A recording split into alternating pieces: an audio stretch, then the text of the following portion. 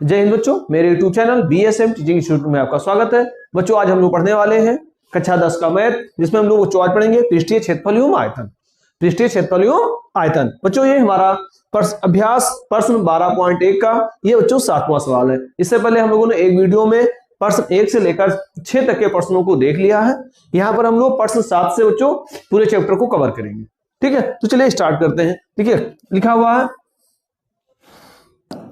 ठीक है बच्चों, सवाल आपके सामने लिखा है 2 सेंटीमीटर व्यास के ठोस बेलन की लंबाई ज्ञात कीजिए। ठीक है, हमें एक ठोस बेलन की लंबाई ज्ञात करना है जिसका व्यास कितना हो 2 सेंटीमीटर का, जिससे 16 मीटर लंबाई, बाह्य व्यास 20 सेंटीमीटर तथा मोटाई 2.5 मिलीमीटर से एक खोखला बेलन बनाया जा सके। चलिए बच्चों हम लोग सॉल्व करते हैं।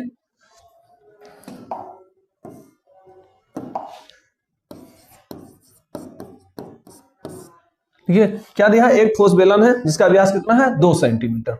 ठीक है बच्चों, ये इस प्रकार से एक हमारा बेलन बना हुआ है। ठीक है बच्चों, इसकी त्रिज्या कितनी है, ये तो बच्चों हमारी त्रिज्या है और पूरे को क्या बोलते हैं व्यास। तो इसका जो व्यास है बच्चों वो 2 सेंटीमीटर है। ठीक है, व्यास कितना है 2 सेंटीमीटर का। तो त्रिज्या की बात करेंगे तो r बराबर क्या हो जाएगा 1 सेंटीमीटर। त्रिज्या होगी बच्चों 8 सेंटीमीटर। तो हमें इसकी क्या लंबाई ज्ञात करना है। तो मान लेते हैं इसकी लंबाई कितनी है बच्चों, h है। लंबाई क्या मान लेते हैं, h है। ठीक, और एक दूसरा बेलन भी है जिससे 16 सेंटीमीटर लंबाई, बाह्य व्यास 20 सेंटीमीटर तथा मोटाई 2.5 मिलीमीटर से एक खोखला बेलन बनाया जा सके। ठीक है, चलिए बच्चों और देख लेते हैं। एक और हमारा इसमें है, ये वो बच्चों है खोखला बेलन। कैसा बेलन है, खोखला बेलन।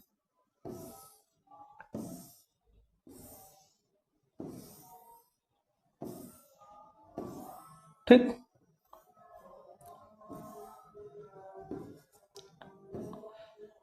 इसमें दिया बच्चों ये जो इसकी लंबाई है 16 सेंटीमीटर है, यानी h बराबर इसमें क्या है 16 सेंटीमीटर की, ये पहले से दिया है बच्चों।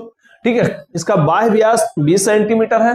तो बच्चों ये बाह्य व्यास हमारा हो गया, पूरा यहां से यहां तक का क्या होगा बाह्य। ये बच्चों यहां से अगर इसकी बात करें तो बाह्य व्यास हो गया, तो बाह्य व्यास हो गया 20 सेंटीमीटर। ठीक है, देखो यहां लिख देते हैं बाह्य व्यास बराबर 16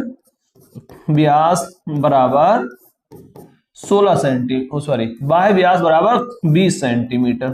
ठीक है, तो बाह्य त्रिज्या कितनी हो जाएगी बच्चों, बाह्य त्रिज्या अगर हम बाह्य त्रिज्या को r मान लें, कैपिटल R, तो कितना हो जाएगा बच्चों 20/2 यानी कि 10 सेंटीमीटर। हम लोग जानते हैं जो त्रिज्या होता है बच्चों व्यास का आधा होता है, त्रिज्या व्यास का आधा होता है। तो त्रिज्या r बराबर 20/2 अर्थात 10 सेंटीमीटर की, ये हमारी होगी बाह्य त्रिज्या। ठीक है, क्लियर हुआ। और आंतरिक त्रिज्या क्या होगी, आंतरिक त्रिज्या को अगर हम मान ले स्मॉल r, तो स्मॉल बराबर देखो दिया हुआ बाह्य व्यास 20 सेंटीमीटर तथा मोटाई 2.5 मिलीमीटर है। मोटाई क्या है बच्चों 2.5 मिलीमीटर। ये मोटाई क्या है, ये बच्चों ये देखिए जो ये है 2.5 मिलीमीटर। कितना बच्चों 2.5 सेंटीमीटर। कितना है 2.5 मिलीमीटर, 2.5 मिलीमीटर। ठीक है, तो बाह्य त्रिज्या में से 2.5 मिलीमीटर हम घटा देंगे तो हमारी निकलेगी आंतरिक त्रिज्या। तो आंतरिक त्रिज्या बराबर देखिए 10 माइनस 2.5 मिलीमीटर। तो मिलीमीटर को बच्चों हम 10 से भाग कर देंगे तो बदल जाएगा सेंटीमीटर में। ठीक है बच्चों, तो चलिए तो 10 अगर हम इसको भाग करेंगे, देखिए 2.5 को अगर हम बच्चों भाग करें 10 से तो ये पॉइंट आएगा, तो 10 दूना 20, पॉइंट लगा 0 हो जाएगा, 10 बचे 10 दूना 20 यानी 2.25 कितना हो जाएगा, 10 से इसको भाग करेंगे 2.25 और 10 में से घटेगा तो बच्चों 9.75 बचेगा, 9.75। तो ये आ गई बच्चों आंतरिक त्रिज्या हमारी 9.75। ठीक, तो हमने आंतरिक त्रिज्या निकाल ली और बाह्य त्रिज्या निकाल ली। ठीक है बच्चों, अब जो बच्चों इसका अच्छे आयतन होगा वही इसका भी आयतन होगा। ठीक है, तो ठोस बेलन का प्रश्नानुसार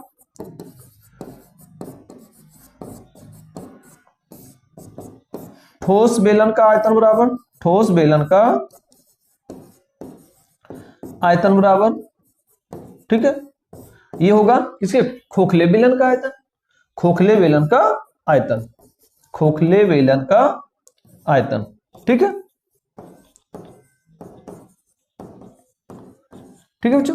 तो ठोस बेलन का आयतन क्या हो जाएगा, हम लोग जानते हैं कि आयतन का फार्मूला होता है बच्चों पाई आर स्क्वायर एच। बेलन का आयतन का फार्मूला होता है पाई आर स्क्वायर एच। अब खोखले बेलन का आयतन उसमें भी बच्चों पाई आर स्क्वायर एच होगा, लेकिन जो आर स्क्वायर होगा वो बाह्य त्रिज्या में से आंतरिक त्रिज्या का वर्ग घट जाएगा, अर्थात इस तरह से रहेगा पाई गुणे R, R square minus small square R square, R square minus small R square, यानी बाह्य त्रिज्या का वर्ग माइनस आंतरिक त्रिज्या का वर्ग, ठीक है, गुणे एच।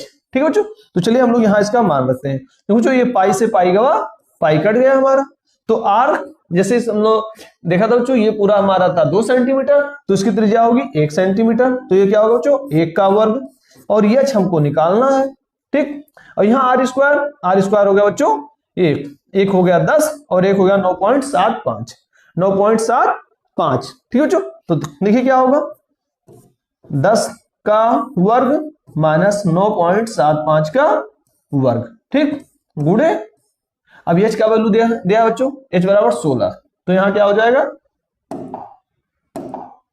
एच बराबर हो गया 16। ठीक है। तो 1 का वर्ग एक ही होगा, अर्थात एच बराबर, ये देखिए बच्चों 2 बड़ा का अंतर लिखा हुआ है। हम लोग जानते हैं कि ये स्क्वायर माइनस बी स्क्वायर अगर होता है तो उसको बोल देते हैं ए प्लस बी, और एक बोल देते हैं ये माइनस बी। ठीक, तो ये देखो ये स्क्वायर माइनस बी स्क्वायर लिखा है, तो उसको क्या लिख सकते हैं, ये प्लस बी और ये माइनस बी, अर्थात 10 प्लस 9.75 गुणा 10 माइनस 9.75 गुणे 16। ठीक है बच्चों, चलिए क्लियर हुआ। चलिए बच्चों थोड़ा सा हम इसको आगे करते हैं और एक देखो, अब इसको हम लोग सॉल्व करें तो ये देखिए एच का मान हमारा आ जाएगा। ठीक है, तो एच बराबर 10 और 9 कितना हुआ, 19.75। ठीक बच्चों, 10 में 9.75 घटेगा, कितना बचेगा 0.25 गुणे 16। ठीक, चलो बच्चों 19.75 गुणे 16 पंचे 80, 16 दूना 32 और 8 कितना हुआ 40। ठीक, कितने अंक के बाद दशमलव गया, 2 अंक के बाद, यानी ये कितना हो गया बच्चों 4 हो गया, 4.00 अर्थात 4, यानी ये 4 से गुणा हो जाएगा। तो 4 पंचे 20, 4 सत्ते 28, 2 30, हंसलाएं 3, 4 9 36 और 3 39 के 9, हंसलाएं 3, 4 एक 9 4 और 3 7, कितना आ गया बच्चों 79 सेंटीमीटर। ये आ गया एच बराबर क्या आया 79 सेंटीमीटर। क्लियर। तो इस तरह से बच्चों हमने एच का मान ज्ञात कर लिया। ठीक, क्लियर हुआ।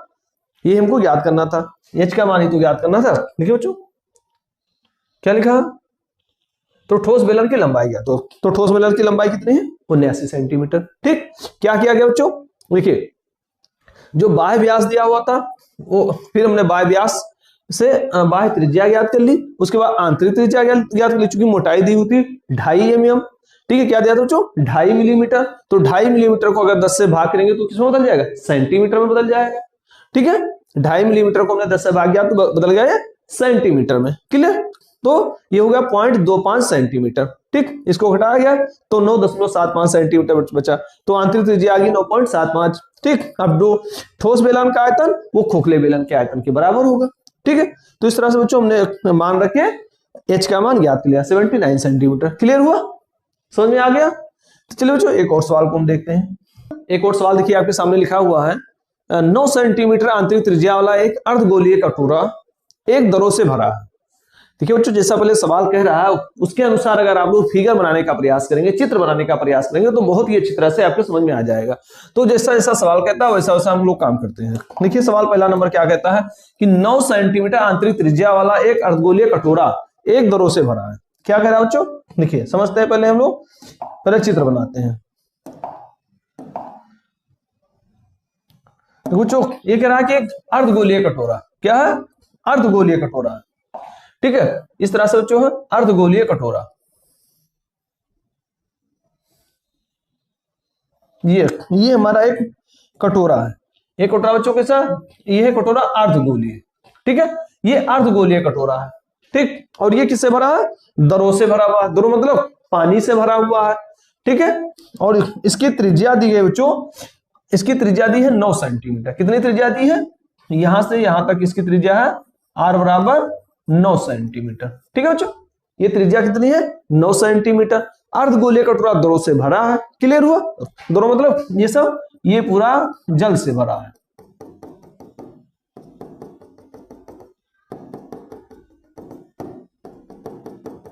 ठीक है, इस तरह से पूरे इसमें जल भरा हुआ है। क्लियर? अब इस द्रव को 3 सेंटीमीटर व्यास और 4 सेंटीमीटर ऊंचाई वाले छोटे छोटे बेलनाकार बोतलों में भरना है। अब इसको बच्चों में भरना किसमें? बोतल में भरना है। ठीक है बच्चों, वो बोतल कैसा है? ऐसे छोटा छोटा बोतल है। ठीक है, ये इस प्रकार से छोटे छोटे बोतल है। ठीक है, तो आपको ये बताना है कि इतना जो पानी है वो इन बोतलों में भरने के लिए हमें कितने बोतल की आवश्यकता पड़ेगी। ठीक है बच्चों, तो हमें क्या बताना है? यहाँ पर बोतल की संख्या बताना है। चलिए इसको बड़ा कर लेते हैं। ठीक है, तो आपको बताना है कि इस प्रकार से कितने बोतल लगेंगे। और बोतल की साइज क्या है? बोतल की साइज दी गई है 3 सेंटीमीटर व्यास, यानी जो ये बोतल है ये इसका व्यास हो गया। तो बोतल का व्यास है पूरा कितना बच्चों? 3 सेंटीमीटर। बोतल का व्यास कितना है? 3 सेंटीमीटर। ठीक है, और इसकी ऊंचाई भी दी गई है। ऊंचाई दिया है बच्चों 4 सेंटीमीटर। ऊंचाई कितना है? 4 सेंटीमीटर। ठीक है, क्लियर? तो आपको बोतलों इस पानी को इस बोतल में भरना है, तो इसी प्रकार से कितने बोतल लगेगी हमको ये ज्ञात करना है। ठीक, तो समझ में आ गया क्या करना है हमको? यानी कि इस पानी को हमें बोतलों में भरना है। कितने बोतल लगे? हमें बोतलों की संख्या बताना है। ठीक है, तो चलिए हम लोग बोतलों की संख्या ज्ञात करते हैं। कैसे ज्ञात करेंगे? तो जो अर्धगोले कटोरे का आयतन होगा, ठीक है, पहले हम अर्धगोले कटोरे का आयतन ज्ञात कर लेते हैं। उसके बाद में एक बोतल का आयतन ज्ञात कर लेते हैं, यानी एक बोतल में कितना पानी आएगा उसका आयतन क्या होगा उसको ज्ञात कर लेते हैं। फिर बोतल के आयतन से इसके आयतन को भाग कर दिया जाएगा और हमें बोतलों की संख्या पता चल जाएगी। क्लियर? तो चलिए बोले हम लोग सॉल्व करते हैं बच्चों। सबसे पहले ज्ञात करेंगे अर्धगोले का आयतन। अर्धगोले का आयतन, अर्धगोले, ठीक है, अर्धगोलीय कटोरे का आयतन बराबर अर्धगोलीय कटोरे का आयतन।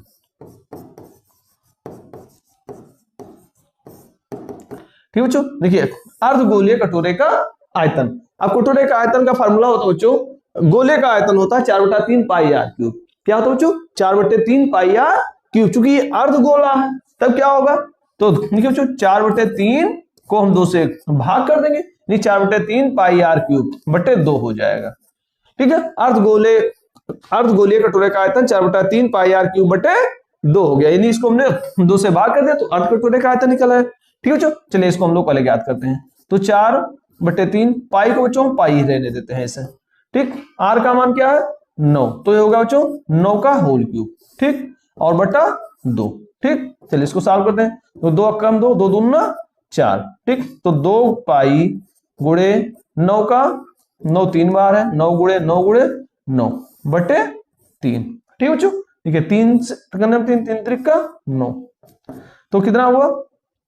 9 9 81, 81 क्या हुआ बच्चों? 243।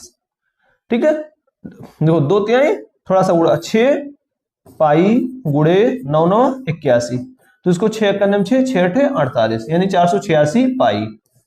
ठीक है, घन सेंटीमीटर, 4 घन सेंटीमीटर। ये आ गया अर्धगोलीय कटोरे का आयतन। ठीक है, अब हम ज्ञात कर लेते हैं बोतल का आयतन। ठीक है, यानी बेलनाकार बोतल का आयतन। तो बेलनाकार बोतल का आयतन, बेलनाकार बोतल का आयतन बराबर बोतल का आयतन। ठीक है, एक बेलनाकार बोतल का आयतन, पहले एक बोतल का आयतन ज्ञात कर लेते हैं, यानी कि जितना बोतल का आयतन होगा उतना पानी इसमें आ जाएगा। ठीक, तो एक बेलनाकार बोतल का आयतन बराबर क्या हो जाएगा? अब बेलन का आयतन का फार्मूला होता है बच्चों पाई आर स्क्वायर एच। क्या होता है? पाई आर स्क्वायर एच। ठीक, अब पाई तो बच्चों हम लोग ऐसे पाई ही रहने देते हैं। ठीक है, आर का मान क्या है? देखो आर दिया है बच्चों 3 सेंटीमीटर, सॉरी व्यास दिया है 3 सेंटीमीटर, तो त्रिज्या आर कितनी हो जाएगी? आर बराबर हो जाएगी 3/2 सेंटीमीटर। ठीक है, त्रिज्या कितनी हो जाएगी? 3/2। ठीक है, तो यहां पर हो गया 3/2 का वर्ग, और एच का मान है बच्चों 4। क्लियर? तो चलिए इसको सॉल्व करते हैं। तो ये क्या होगा? 3 त्रिक का 9, पाई गुणे 9/2 का वर्ग 4 गुणे 4, तो 4 से 4 गया कट, कितना है बच्चों 9 पाई, कितना आ गया 9 पाई घन सेंटीमीटर, 9 पाई घन सेंटीमीटर। ठीक, ये तो आ गया एक बेलनाकार बोतल का आयतन। ठीक है, अब हम क्या ज्ञात करने हैं, बोतलों की संख्या। ठीक है बच्चों, तो देखिए बोतलों की संख्या क्या हो जाएगी, तो बोतलों की संख्या बराबर, बोतलों की संख्या क्या हो गई, ठीक है, अर्धगोलीय कटोरे का आयतन, अर्धगोलीय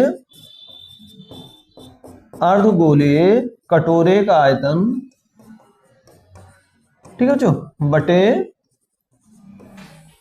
ये बोतल का आयतन, बटे एक बोतल का आयतन, एक बोतल का आयतन। ठीक है बच्चों, चलिए हम लोग इसको भाग कर देते हैं और आंसर आ जाएगा। ठीक, तो अर्धगोलीय कटोरे का आयतन है 486 पाई, और इसका हुआ बच्चों 9 पाई, तो पाई से पाई गया कट, और 486 को 9 से हम भाग करें, कितना होगा बच्चों, देखिए 486 को हम भाग करेंगे 9 से, तो 9 बचे 45, 8 में 5 गए 3, और 9 चौका 36, कितना आ गया बच्चों 54, कितना आया 54। ठीक है, तो ये हो जाएगा बच्चों हमारा, अर्थात बोतलों की संख्या कितनी होगी 54, कितने बोतल लगेंगे 54, कटोरा खाली करने के लिए कितने बोतलों की आवश्यकता होगी 54 बोतलों की आवश्यकता होगी। ठीक है बच्चों, क्लियर, आ गया समझ में, क्या किया गया, पहले हम लोगों ने अर्धगोलीय भाग कटोरे का आयतन ज्ञात कर लिया, उसके बाद में एक बोतल का आयतन ज्ञात कर लिया।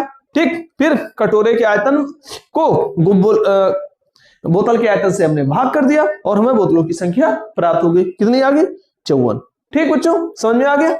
चलिए बच्चों हम लोग एक और सवाल को देख लेते हैं, सवाल को देखते हैं, यदि खोखले गोले का आंतरिक एवं बाह्य व्यास क्रमशः 6 सेंटीमीटर और 10 सेंटीमीटर है, इसे पिघलाकर 14 सेंटीमीटर व्यास के एक ठोस बेलन के रूप में बनाया जाता है, तो बेलन की ऊंचाई ज्ञात करो।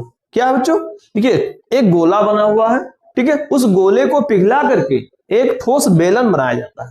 क्या बच्चों, हमारे पास एक गोला बना हुआ है, ठीक है, देखिए ये खोखले गोले, गोला कैसा है, खोखला गोला है, कैसा बच्चों, देखिए खोखला गोला है। ठीक है, तो गोले का बाह्य व्यास, बाह्य व्यास, ठीक है, खोखले गोले का बाह्य व्यास बराबर 10 सेंटीमीटर, बाह्य व्यास बराबर कितना बच्चों 10 सेंटीमीटर। ठीक है, ये बाह्य व्यास दिया 10 सेंटीमीटर, तो त्रिज्या कितनी हो जाएगी बच्चों, बाह्य त्रिज्या बराबर, बाह्य त्रिज्या, तो बाह्य त्रिज्या को बच्चों अगर हम r मान लें, तो r बराबर क्या हो जाएगा 10/2, अर्थात 5 सेंटीमीटर। ठीक है बच्चों, तो ये आ गई बाह्य त्रिज्या। ठीक, और फिर खोखले गोले का आंतरिक त्रिज्या, फिर खोखले गोले का आंतरिक व्यास दिया बच्चों 6 सेंटीमीटर, कितना दिया है 6 सेंटीमीटर। ठीक है, तो आंतरिक त्रिज्या कितनी हो जाएगी बच्चों, देखिए आंतरिक त्रिज्या, तो आंतरिक त्रिज्या को अगर बच्चों हम लोग स्मॉल r मान ले, क्या मान ले स्मॉल r, तो बराबर कितना हो जाएगा 6/2, अर्थात 3 सेंटीमीटर। ठीक है बच्चों, तो हमने पहले खोखले गोले का व्यास त्रिज्या ज्ञात कर ली, और हमने बाह्य त्रिज्या और आंतरिक त्रिज्या दोनों ज्ञात कर ली। ठीक है बच्चों, अब इस गोले को पिघलाया जाता है, इस गोले को पिघला करके एक ठोस बेलन बनाया जाता है, पिघला करके बच्चों क्या बनाया जाता है, एक बेलन बनाया जाता है। ठीक है बच्चों, देखिए इस आकार में हमको ये ठोस बेलन बनाया जाता है, इसको पिघला करके एक ठोस बेलन बनाया जाता है। ठीक है बच्चों, तो जब ये बेलन तैयार होता है, तो बेलन तैयार कैसे होता है, इसका व्यास जो होता है बच्चों 14 सेंटीमीटर, जो बेलन बनकर तैयार होता है इसका व्यास कितना है 14 सेंटीमीटर। ठीक है, ये हो गया बेलन का व्यास 14 सेंटीमीटर। तो हमें इसकी बताना क्या, इसको बेलन की ऊंचाई हमको बताना था। ठीक है बच्चों, तो मान लेते हैं बेलन की ऊंचाई कितनी है, h है, बेलन की ऊंचाई क्या मान लिया गया, h मान लिया गया। अच्छा बच्चों, जब व्यास 14 सेंटीमीटर है तो त्रिज्या कितनी हो जाएगी, तो ये बच्चों त्रिज्या हो जाएगी 7 सेंटीमीटर, त्रिज्या कितनी हो जाएगी 7 सेंटीमीटर। ठीक है, चूंकि खोखले गोले को पिघलाकर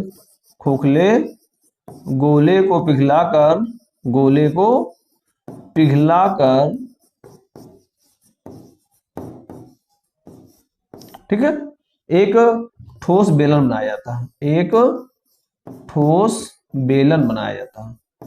एक ठोस बेलन बनाया जाता है। एक ठोस बेलन बनाया जाता है। ठीक है बच्चों, जब ठोस बेलन बनता है तो ठोस बेलन बनाया जाता है जिसकी, ठीक है, जिसकी व्यास कितना बच्चों, जिसका व्यास बराबर 14 सेंटीमीटर। व्यास कितना है? 14 सेंटीमीटर। तो त्रिज्या क्या हो जाएगी बच्चों? तो त्रिज्या हो जाएगी 14/2 अर्थात 7 सेंटीमीटर। तो हमने बच्चों इसकी त्रिज्या ज्ञात कर ली। माना ऊंचाई h है, माना कि ऊंचाई h है। ठीक है बच्चों, जो ज्ञात करना था हमने उसको मान लिया। माना कि ऊंचाई h सेंटीमीटर है। ठीक है, तो चलिए हम लोग ज्ञात करते हैं। ठीक है, अब बच्चों जो खोखले बेलन का आयतन होगा वही बेलन का आयतन होगा। ठीक है, तो प्रश्नानुसार क्योंकि बच्चों इस खोखले गोले को पिघला करके ही तो ठोस बेलन बनाया जाता है। तो प्रश्नानुसार ठोस बेलन का आयतन बराबर, ठोस बेलन का आयतन बराबर, ठीक है, खोखले बेलन का आयतन, खोखले बेलन का आयतन, खोखले गोले का आयतन। क्या हो जाए बच्चों? खोखले गोले का आयतन। ठीक है, तो ठोस बेलन का आयतन का फार्मूला क्या होता है बच्चों? पाई आर स्क्वायर एच। क्या होता है? पाई आर स्क्वायर एच। तो पाई आर स्क्वायर एच बराबर क्या हो जाएगा? गोले का आयतन का फार्मूला होता है बच्चों 4/3 आई पाई आर क्यूब। क्या होता है? 4/3 पाई आर क्यूब। चूंकि ये खोखला गोला है तो क्या हो बच्चों? तो जब खोखला गोला होता है तो R cube minus small R का होल क्यूब, यानी कि बाह्य त्रिज्या का घन माइनस आंतरिक त्रिज्या का घन। ठीक है, या cube, R cube minus small R cube. ठीक है बच्चों, तो देखिए इसको हम लोग सॉल्व कर लेते हैं वैल्यू रख करके। देखिए बच्चों, पाई से पाई गया कट, पाई से पाई कट गया। अब यहाँ आर स्क्वायर है तो आर स्क्वायर में बच्चों ये हो गया 7 का वर्ग। क्या हो गया? 7 का वर्ग गुणे एच हमको ज्ञात करना है 4/3। ठीक, अब बच्चों यहाँ पर आर क्यूब, तो इसकी त्रिज्या हमने कितनी मानी है? एक होगा 5, एक माना है हमने 3। क्या माना बच्चों? एक का हो गया 5 का होल क्यूब माइनस 3 का होल क्यूब। क्लियर? इतना है समझ में? चलिए बच्चों थोड़ा सा हम इसको ऊपर करते हैं बस। चलिए इसको सॉल्व किया है बच्चों, तो h बराबर क्या हो जाएगा? देखो 7 का वर्ग कितना हो बच्चों? 49। तो 49 गुणे h बराबर 4/3। ये कितना होगा? 5 का होल क्यूब, 50 25 पंचे 125। कितना होगा बच्चों? 125। 3 का होल क्यूब, 3 त्रिका 9 27 हो गया 27। ठीक, तो h बराबर बच्चों 4/3 गुणे 125 में 27 घटेगा कितना बचेगा? 15 में 7 गई 8। ठीक है बच्चों, एक बचा 11, 11 में 2 गई 9। कितना बच्चा? 98। कितना बच्चों? 98। तो बच्चे ये हो जाएगा हमारा बटे 49 क्योंकि गुणा था, गुणा बदल जाता है भाग में। ठीक, तो 49 से करना 49 दुना क्या हो बच्चों? 98। 49 दुना 98, तो 2 चौके 8 और ये क्या बचा? 3, यानी 8/3 सेंटीमीटर। 8/3 सेंटीमीटर, ये हो गया बच्चों हमारा उत्तर। ठीक, तो इसकी ऊंचाई कितनी कहलाई? 8/3। कितना है बच्चों?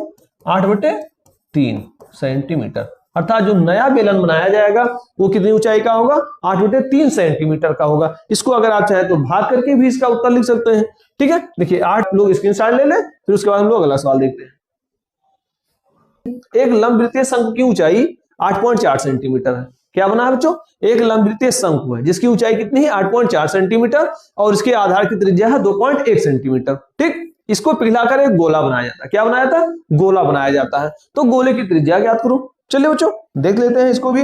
तो सबसे पहले जो सवाल कहता है, पहले हम लोग चित्र बनाकर उसको समझने का प्रयास करते हैं। ठीक है बच्चों, देखिए दिया हुआ एक लंबवृत्तीय शंकु है। क्या है बच्चों? एक लंबवृत्तीय शंकु है। देखिए बच्चों इस आकार में है ये।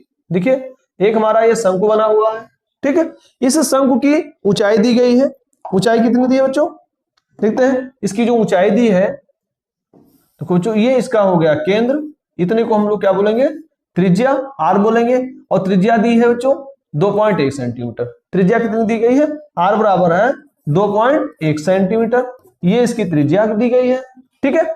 और इसकी ऊंचाई बच्चों, ऊंचाई यहां से यहां तक दी गई है, ये ऊंचाई दी है 8.4 सेंटीमीटर, यानी h बराबर 8.4 सेंटीमीटर, ठीक है बच्चों, क्लियर।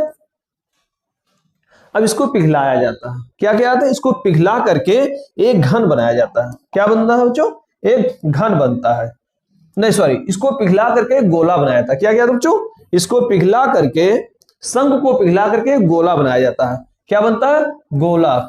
इस आकार से बच्चों एक गोला बनके तैयार होता है, ये पिघलाने के बाद इसकी ये गोला बनाया जाता है, ठीक है। तो इस आकार से गोला बनता है, ठीक है। तो आपको ये बताना है बच्चों, पिघलाने के बाद इस गोले की त्रिज्या क्या होगी, पिघलाने के बाद गोले की त्रिज्या क्या होगी। तो मान लेते हैं कि पिघलाने के बाद गोले की त्रिज्या कितनी बच्चों, r है, क्या है, r है, ठीक। तो जब पिघलाया जाएगा तो जो शंकु का आयतन होगा वो गोले का आयतन होगा, यानी शंकु का आयतन बराबर गोले का आयतन, ठीक है। तो मान लेते हैं, माना कि गोले की त्रिज्या r है, माना कि गोले की त्रिज्या r है, ठीक है बच्चों। हमने गोले की त्रिज्या मान ली, क्या, r है, माना गोले की त्रिज्या r है, ठीक है। तो प्रश्नानुसार शंख को पिघलाकर एक गोला बनाया जाता है, शंख को पिघलाकर एक गोला बनाया जाता है, इसलिए गोले का आयतन बराबर, गोले का आयतन बराबर शंकु का आयतन, आयतन बराबर शंकु का आयतन, शंकु का आयतन, ठीक है। अब गोले के आयतन का फॉर्मूला होता है बच्चों 4/3 पाई r क्यूब, ठीक। और शंकु का आयतन होता है फॉर्मूला 1/3 पाई r स्क्वायर h, क्लियर। अब बच्चों देखिए, यहां हम इसको अगर सॉल्व करें तो देखिए बच्चों, ये पाई से पाई गया कट। अब देख रहे बच्चे, r से r मत काटना, क्योंकि इसकी त्रिज्या कुछ अलग है और इसकी त्रिज्या अलग है, ठीक है। चलिए देखो, 3 से 3 गया कट, तो यहां क्या बचा, 4r क्यूब, ठीक, बराबर यहां बचा r स्क्वायर। तो r कितना बच्चों, ये शंकु का आयतन है और शंकु की त्रिज्या 2.1, तो कितना हो गया 2.1 का बच्चों ये हो गया वर्ग, और h कितना है 8.4 सेंटीमीटर, क्लियर। अब इसको बच्चों हम लोग सॉल्व कर लेते हैं। देखो तो r क्यूब बराबर क्या हो जाएगा, 2.1 का होल स्क्वायर गुणे 8.4, ये हो जाएगा बच्चों बटा 4। तो 4 से इसको भाग करेंगे, 4 एकम 4, 4 दूना 8, 4 एकम 4, यानी कि ये हो गया बच्चों 2.1 का 2 ये था और ये ऑलरेडी आ गया, तो 2.1 का होल क्यूब। तो r क्यूब बराबर हो गया 2.1 का होल क्यूब। तो r बराबर क्या होगा बच्चों, r बराबर हो जाएगा 2.1, r बराबर क्या हो जाएगा 2.1, ठीक है बच्चों। तो इस तरह से हमने r का वैल्यू ज्ञात कर लिया, ठीक, क्योंकि घात यहाँ पर घनमूल यानी क्यूब यहाँ भी था, क्यूब यहाँ भी था, तो क्यूब से क्यूब कट गया, तो r बराबर आ गया 2.1, ठीक है।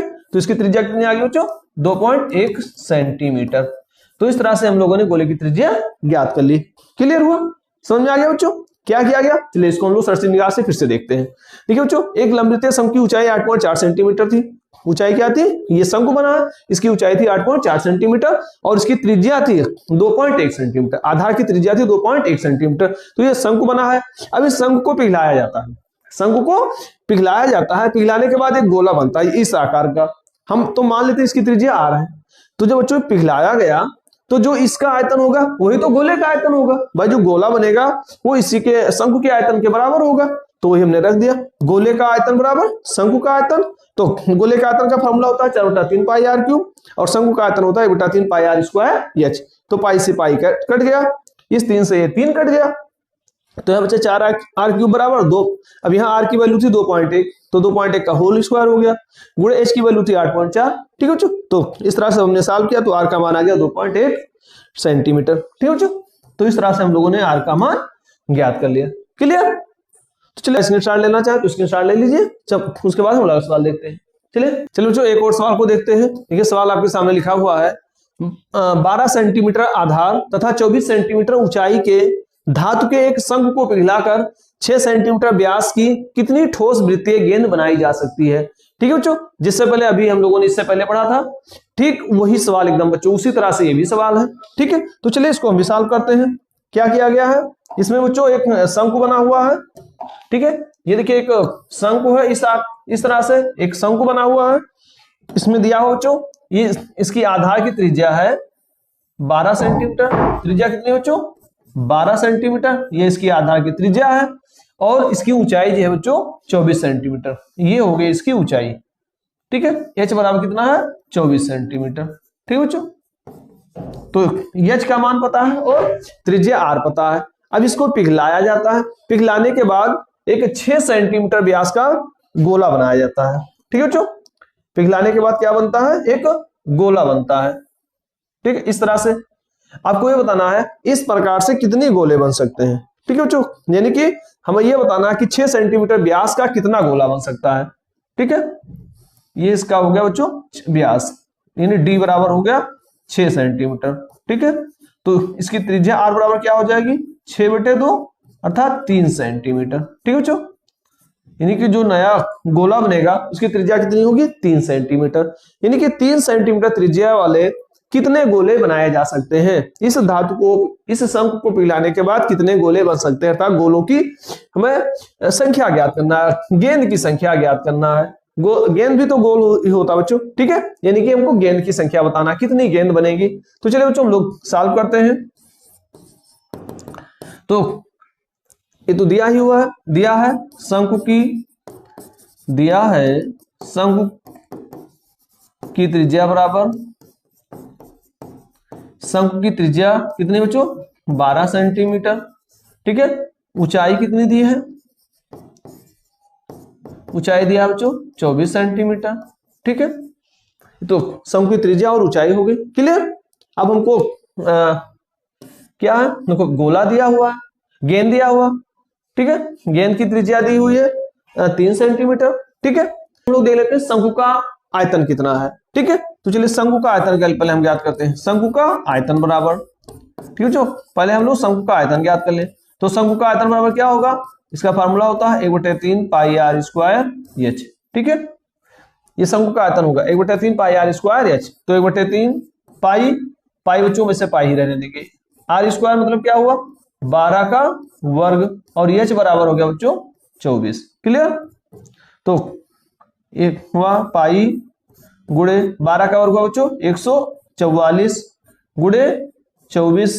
ठीक है, बटे 3। क्लियर। तो 3 एकम 3, 3 अट्ठे 24। ठीक, इसको गुणा करें तो 8 चौका 32, 8 चौका 32 और 3 35, 8 एकम 8 और 3 11, यानी 1152 पाई घन सेंटीमीटर। ठीक है बच्चों, तो इस तरह से हम लोगों ने शंकु का आयतन ज्ञात कर लिया। ठीक है, अब हम लोग ज्ञात कर लेते हैं गेंद का आयतन, एक गेंद का आयतन। ठीक है बच्चों, एक गेंद का आयतन। तो एक गेंद का आयतन का फार्मूला होता है बच्चों, यानी कि गोले का आयतन 4/3 पाई आर क्यूब। ठीक है बच्चों, तो इसको रखते हैं 4/3, पाई को ऐसे रहने देंगे, आर क्यूब मतलब हो गया 3 का होल क्यूब। ठीक है बच्चों, 3 का होल क्यूब। चलिए इसको सॉल्व करेंगे तो कितना हो जाएगा? 4/3 गुणे पाई, ये कितना होगा बच्चों? 3 त्रिका 9 त्रिका 27। तो 3 एकम 3, 3 9 27, 9 चौके कितना होगा बच्चों? 36। कितना आ गया? 36 पाई घन सेंटीमीटर। ये हो गया बच्चों हमारा एक गेंद का आयतन। एक गेंद का आयतन कितना आया? 36 पाई घन सेंटीमीटर। ठीक है, तो हम बताना है गेंद की संख्या। ठीक है बच्चों, तो गेंद की संख्या दे लेते हैं। तो गेंद की संख्या कैसे निकालेंगे? तो देखिए बच्चों, गेंद की संख्या बराबर, गेंद की संख्या क्या हो जाएगी बच्चों? इस शंकु का आयतन बेटा एक गेंद का आयतन, गेंद की संख्या बराबर शंकु का आयतन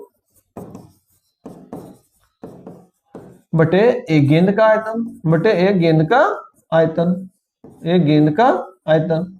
क्लियर। अब शंकु का आयतन कितना आया बच्चों? देखिए 1152 पाई। कितना आया बच्चों? 1152 पाई। क्लियर। और ये कितना आया? 36 पाई। कितना बच्चों? 36 पाई। ठीक है, देखो पाई से पाई गया कट, क्या बचा? 1152 भागे 36। ठीक है बच्चों, चलिए 1152 को हम लोग भाग करते हैं 36 से।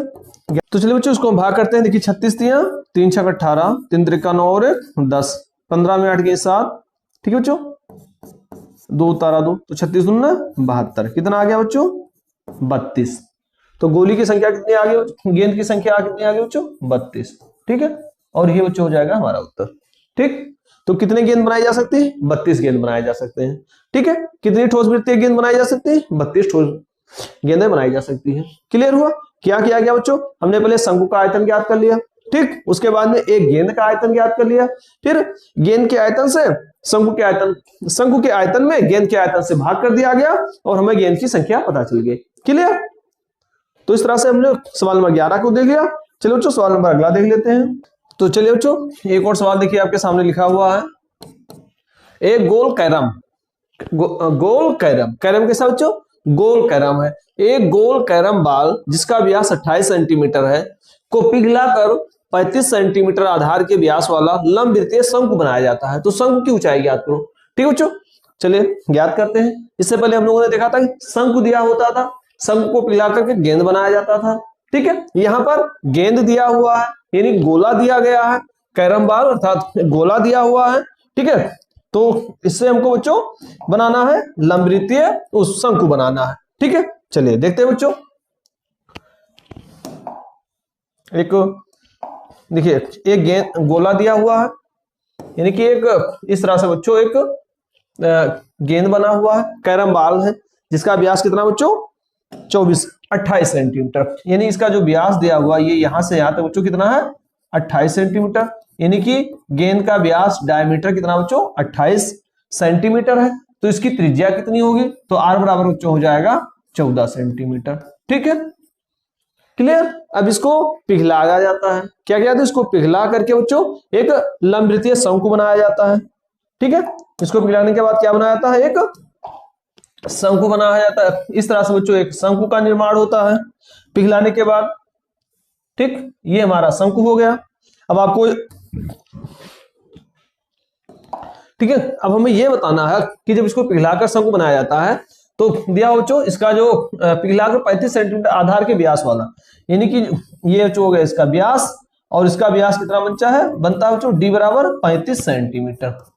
ठीक है, ये इसका व्यास बन गया 35 सेंटीमीटर, तो त्रिज्या 35/2 हो जाएगी। ठीक है, तो त्रिज्या क्लियर हो गया। तो शंकु की ऊंचाई ज्ञात करो, आपको यह बताना है कि एक शंकु की ऊंचाई कितनी होगी। ठीक है, तो मान लेते हैं माना शंकु की ऊंचाई h सेंटीमीटर है।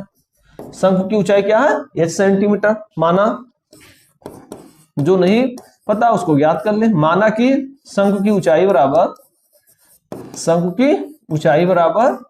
h centimetre. ठीक है, ऊंचाई बराबर h सेंटीमीटर। ठीक है, क्लियर। जो कि इसको जब पिघलाया जाता है तो जो इसका आयतन बनेगा वही शंकु का भी आयतन होगा। ठीक है, तो प्रश्नानुसार शंकु का आयतन बराबर गोले का आयतन, शंकु का आयतन बराबर गोले का आयतन।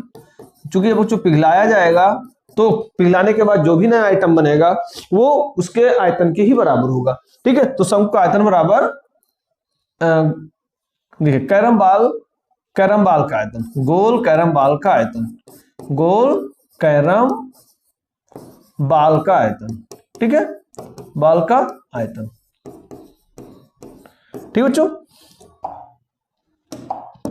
तो शंकु का आयतन का फार्मूला क्या होता है 1/3 पाई r स्क्वायर h, और गोले का आयतन होता है बच्चों 4/3 पाई r क्यूब। क्लियर। चलो यहीं पर इसका बच्चों हम मान रख देते हैं। तो 1/3 तो देखो बच्चों ये 3 से 3 गया कट, 3 से ये 3 गया कट। ठीक बच्चों, पाई से पाई गया कट। अब r से r मत काटिएगा क्योंकि r जो है बच्चों यहाँ ये 35/2 है और इसकी त्रिज्या है 14 सेंटीमीटर, इसलिए r से हम r नहीं काटेंगे। तो r बराबर कितना बच्चों 35/2, तो 35/2 का वर्ग, और ऊंचाई हमको ज्ञात करना है, ऊंचाई हमने h माना है। ठीक है, ये दिया बच्चों 4 r क्यूब, r माने हो गया 14 का होल क्यूब। क्लियर। तो h बराबर क्या हो जाएगा बच्चों 4 × 14 का होल क्यूब अर्थात 14 × 14 ठीक है बच्चों, बटे ये देखिए बच्चों जब हम लोग पक्षांतर करते हैं तो गुणा वाला भाग में बदल जाता है और भाग वाला गुणा में। तो बच्चों देखिए 2 यहाँ पर गुणा था दो, देखिए 2 का वर्ग गुणा था तो 2 गुणे 2 यहाँ पे आ गया, और ये 35 का वर्ग था तो ये 35 गुणे 35 आ गया बच्चों हमारा नीचे। क्लियर? अब क्या करेंगे, देखो 7 दूनी 14 और 7 पचे 35, 7 दूनी 14 7 पचे 35। ठीक है, चलो बच्चों हम इसको गुणा करते हैं। देखिए तो 4 दूना 8, 8 दूनी 16, 16 दूना 32, 32 दूना 64, ये हो जा हुआ 64 गुणे 14 बटे 5 गुणे 5। ठीक, 5 गुणे 5। चलिए और गुणा करते हैं इसको, तो 14 चौका 56 के 6 असले 5, 14 छक 84, 84 और 5 हुआ 89 बटे बचा 25। ठीक है, यानी हुआ 896 बटे 25।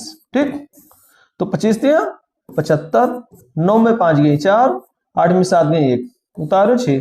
ठीक है, अब फिर 25 पंचे 125, 6 में 5 गए 1, 4 में 2 गए 2। ठीक, पॉइंट लगाएगा 0 हो गया, 25 अट्ठे 200। ठीक है, 10 बचा, पॉइंट लगा 0 हो गया, 25 चौका 100, यानी कि कितना बच्चों 35.84 सेंटीमीटर। ठीक है, ये हो जाएगा बच्चों हमारा उत्तर। तो यानी कि जो शंकु बनेगा उसकी ऊंचाई कितनी होगी 35.84 सेंटीमीटर। क्लियर? शंकु की ऊंचाई इस तरह से हमने ज्ञात कर ली। ओके, समझ में आ गया? क्या किया गया, शंकु का आयतन बराबर कैरम बोर्ड का आयतन, गोल कैरम बाल का आयतन। ठीक है, क्लियर? अब इस तरह से हमने सॉल्व किया, h का मान 35.84 आ गया। ठीक है, चलिए बच्चों हम लोग अगला सवाल भी देख लेते हैं। तो आइए बच्चों हम इस सवाल को देखते हैं। देखिए सवाल आपके सामने लिखा हुआ है, एक खाली अर्धगोलीय बर्तन के आंतरिक व बाह्य व्यास क्रमशः 21 सेंटीमीटर हुआ तथा 25.2 सेंटीमीटर है। एक वर्ग सेंटीमीटर सतह को पेंट करने में 10 पैसा लगते हैं, तो पूरे बर्तन को पेंट करने में कुल लागत ज्ञात करो। ठीक है, यानी जो अर्धगोलीय बर्तन है इसको पूरा पेंट करना है। ठीक है, तो पूरा पेंट करने में कितने पैसे लगेंगे ये हमको ज्ञात करना है। ठीक है बच्चों, तो यानी हमें इसका पूरा वक्र पृष्ठ ज्ञात करना, यानी कि इसका हमें संपूर्ण पृष्ठ ज्ञात करना है। क्या ज्ञात करेंगे, संपूर्ण पृष्ठ ज्ञात करेंगे। ठीक है बच्चों, चलिए देख लेते हैं। देखिए अर्धगोलीय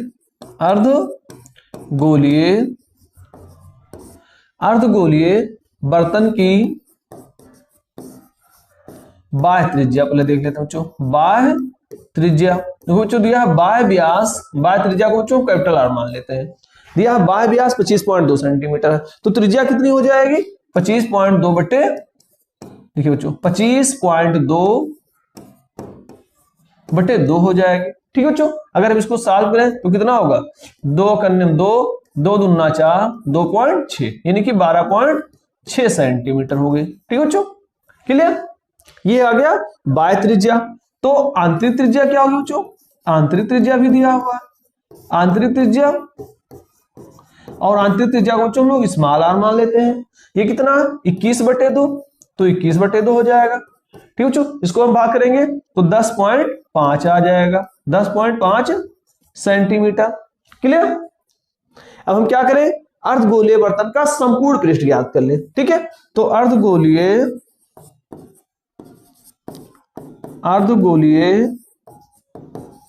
बर्तन का संपूर्ण पृष्ठ हो जाएगा बच्चों, अर्धगोलीय बर्तन का संपूर्ण पृष्ठ बराबर होगा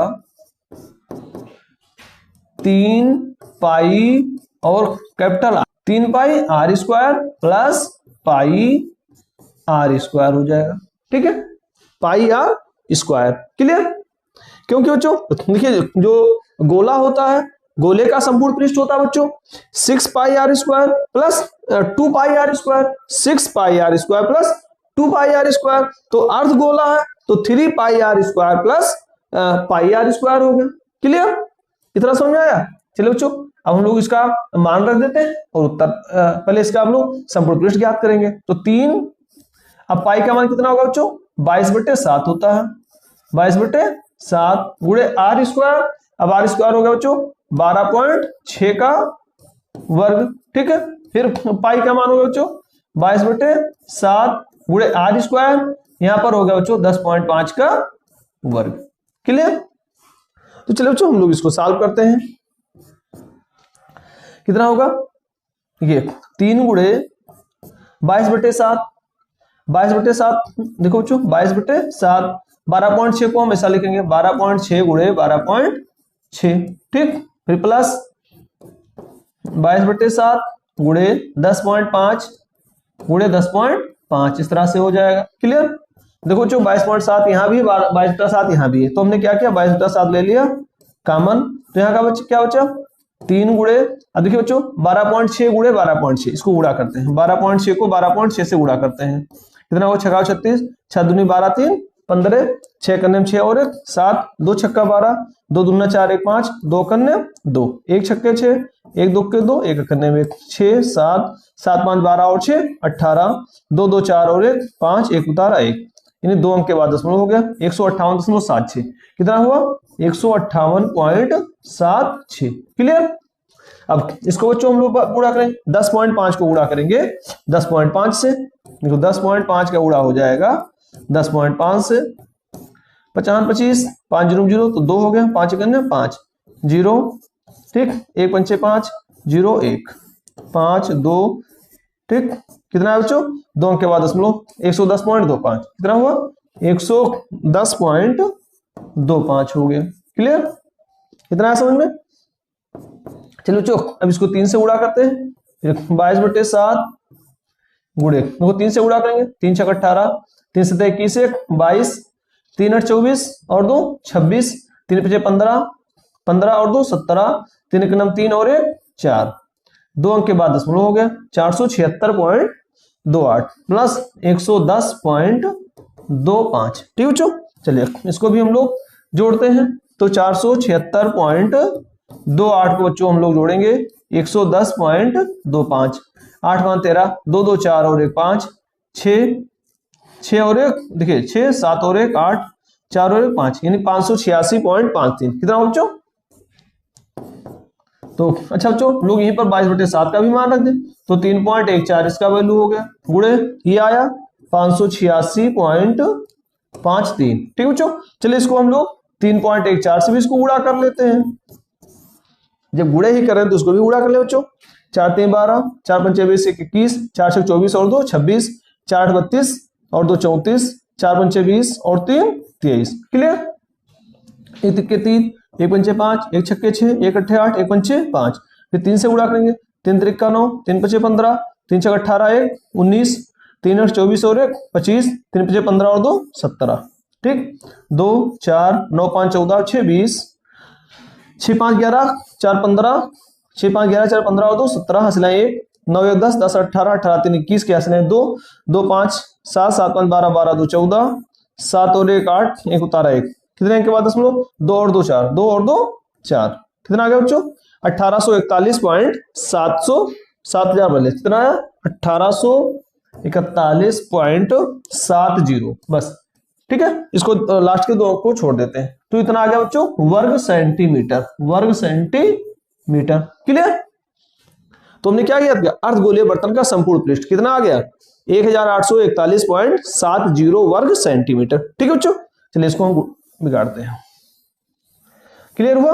अभी तक हमने क्या ज्ञात किया अर्धगोले का आयतन उस संपूर्ण पृष्ठ, ठीक है। अब देखो बच्चों यहां कह रहे हैं कि 1 वर्ग सेंटीमीटर को खर्च करने का 10 पैसे लगते हैं, चूंकि 1 वर्ग सेंटीमीटर पेंट करने का खर्च बराबर,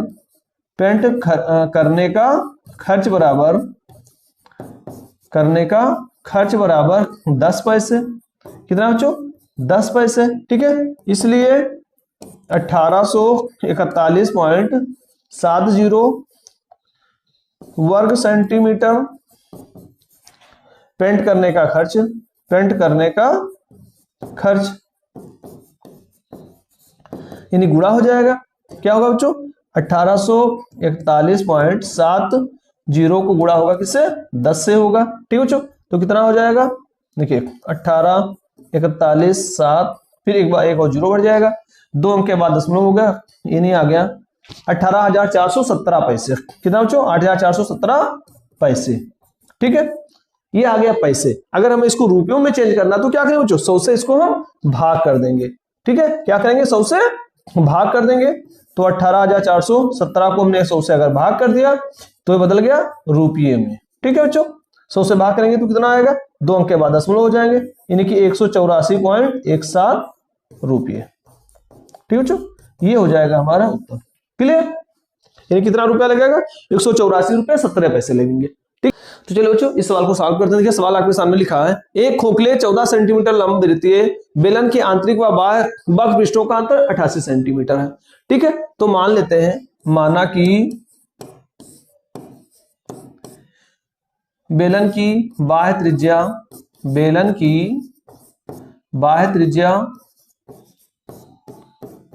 R1, बाह्य त्रिज्या R1, ठीक है, तथा आंतरिक त्रिज्या R2 है,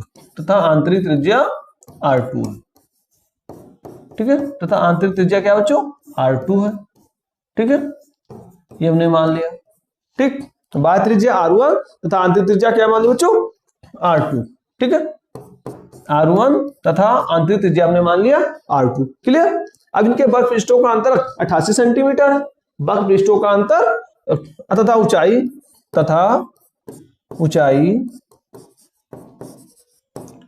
h मान लिया, तथा ऊंचाई क्या बच्चों, h है, तथा ऊंचाई h हमने मान ली। त्रिज्या R1 तथा R2 है तथा इसकी ऊंचाई क्या है, h है। ठीक है, तो प्रश्नानुसार, प्रश्न क्या कहता है, प्रश्नानुसार इनके वक्र पृष्ठों का अंतर 88 सेंटीमीटर है। ठीक है, प्रश्नानुसार बेलन का बाह्य वक्र पृष्ठ माइनस ठीक है आंतरिक वक्र पृष्ठ बराबर कितना बच्चों, 88 सेंटीमीटर। ये देखिए प्रश्न दिया हुआ है, बेलन का बाह्य वक्र पृष्ठ माइनस आंतरिक वक्र पृष्ठ बराबर 88 वर्ग सेंटीमीटर। क्लियर, वक्र पृष्ठ का फार्मूला होता है बच्चों 2 पाई RH। तो यहाँ क्या होगा बच्चों, 2 पाई R। अब R का मान यहाँ पर बच्चों R1 है, तो 2 पाई R1H माइनस 2 पाई R2H बराबर 88 सेंटीमीटर। ठीक है, और h का मान बच्चों दिया हुआ है, h का मान कितना है, 14 सेंटीमीटर। ठीक है, ऊंचाई h है तो h का मान कितना है, 14 सेंटीमीटर। ठीक है बच्चों, तो जहां h का मान होगा वहां 14 सेंटीमीटर रख देंगे। ठीक है, तो देखिए बच्चों देखिए 2 पाई समय है, हमने 2 पाई h कॉमन ले लिया, 2 पाई h ले लिया कॉमन, क्या बचा बच्चों, यहाँ R1 माइनस R2 बराबर 88। ठीक, चलिए इसको मान लेते हैं, 2 पाई का मान क्या होगा बच्चों, 22/7, h का मान है 14। ठीक है, R1 का वैल्यू कितना है, R1 हमने R1 माना है, माइनस R2 बराबर 88। ठीक है, चलो बच्चों 7 कम 7, 7 दूना 14, यानी 22 दूना 44, 44 दूना 88। ठीक है, तो 88 R1 माइनस R2 बराबर 88। ठीक है बच्चों, तो R1 माइनस R2 बराबर क्या होगा, 88/88। ठीक है, यानी इससे ये कट जाएगा, आएगा कितना बच्चों, 1। तो R1 माइनस R2 बराबर कितना आ गया बच्चों, 1। ठीक है, ये हमने ज्ञात कर लिया, R1 माइनस R2 बराबर 1। इसको मान लेते हैं बच्चों समीकरण नंबर 1, R1 माइनस R2 बराबर 1 आ गया। ठीक है, अब हम आगे देखते हैं बच्चों, अगला क्या कहता है, यदि बेलन को बनाने में लगी धातु का आयतन 176 सेंटीमीटर है। ठीक है, तो बेलन के आंतरिक व बाह्य व्यास याद करो। ठीक है, चलिए उसको भी देख लेते हैं बच्चों, यानी इस बेलन को बनाने में देखिए क्या हुआ, यह बेलन को बनाने में लगी धातु का आयतन 176 सेंटीमीटर है। ठीक है, यानी बेलन का आयतन, यानी क्या दिया बच्चों, बेलन में लगी धातु का आयतन। देखिए बेलन में लगी धातु का आयतन बराबर, धातु का आयतन कितना बच्चों, धातु का आयतन है 176 घन सेंटीमीटर। ठीक है, बेलन में लगी धातु का आयतन कितना है, देखो बच्चों 176 घन सेंटीमीटर। ठीक है, तो ही हमने क्या लिखा, बेलन में लगी धातु का आयतन बराबर 176 घन सेंटीमीटर। क्लियर, तो चलिए बच्चों 76 घन सेंटीमीटर। ठीक है, तो खोखले बेलन के आयतन का फार्मूला होता है बच्चों पाई गुणे h, ये R1 square minus R2 square बराबर 176। क्लियर, चलिए इसको भी सॉल्व करते हैं। तो पाई का मान क्या होगा, 22/7, h का मान है 14। ठीक है, तो R1 square minus R2 square बराबर 176। ठीक है, 7 7 7 दूना 14, 22 दूना 44। ठीक है बच्चों, तो 44 R1 square minus R2 square बराबर 176। तो R1 square minus R2 square बराबर 176 बटे 44। ठीक है, तो 44 बच्चों उसको हम भाग करेंगे, कितना आएगा 4, 4 चौका 16, 4 चौका 16 और 17। ठीक है, तो R1 माइनस R2 स्क्वायर बराबर हो गया 4। ठीक है, क्लियर। ये बच्चों दो बार का अंतर लिखा हुआ, अर्थात R1 माइनस R2 का होल R1 फिर R1 प्लस R2 बराबर कितना बच्चों 4। अभी तक हम लोगों ने एक समीकरण में देखा था कि R1 माइनस, देखिए बच्चों ये अभी हमने समीकरण नंबर 1 में देखा था बच्चों, देखिए R1 माइनस R2 बराबर, देखो यहां हमने देखा था बच्चों R1 माइनस R2 बराबर 1, कितना आया था बच्चों 1। तो यहाँ R1 माइनस R2 की जगह पे हमने लिख दिया 1, तो यहाँ लिख दिया बच्चों 1, तो 1 बराबर 1, R1 प्लस R2 बराबर हो गया 4। ठीक है, तो यानी कि R1 प्लस R2 बराबर कितना आ गया बच्चों 4। ठीक है, इस तरह से होगा बच्चों हमारा समीकरण नंबर 2। ठीक, तो R1 माइनस R2 बराबर 1 आया और R1 प्लस R2 बराबर आ गया 4। ठीक है, तो चलिए बच्चों हम लोग इस समीकरण को सॉल्व करते हैं, यहां सॉल्व करते हैं, अर्थात R1 माइनस R2 बराबर 1 और R1 प्लस R2 बराबर 4। ठीक है, ये तो है बच्चों। इन दोनों समीकरणों को हम सॉल्व करते हैं, तो क्या करेंगे, देखो चिन्ह विपरीत है, तो यहां पर जोड़ने पर क्या होगा, जोड़ने पर ये कट गया, R1 R1 क्या होगा बच्चों 2R1 बराबर 4 और 5, और R1 बराबर हो गया 5/2। ठीक है, R1 का मान आ गया 5/2। ठीक है, अब R1 का मान समीकरण 2 में रख दो, चाहे समीकरण नंबर 1 में रख दो। तो समीकरण 2 में रखने पर, समीकरण 2 में रखने पर, तो 2 में रखेंगे तो क्या होगा बच्चों 5/2 प्लस R2 बराबर 4, तो R2 बराबर 4 माइनस 5/2। ठीक है, चलो बच्चों उसको सॉल्व करते हैं। 2 चौके 8 माइनस 5/2, नहीं 8 में 5 गए 3/2। ठीक है, तो R2 बराबर क्या आ गया 3/2।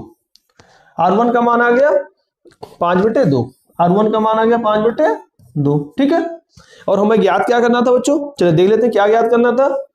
तो बच्चों हमें ज्ञात करना था, तो बेलन के आंतरिक व बाह्य व्यास ज्ञात करो। ठीक है, आंतरिक व बाह्य व्यास, तो क्या होगा बच्चों, यहां लिखेंगे हम लोग, तो बेलन का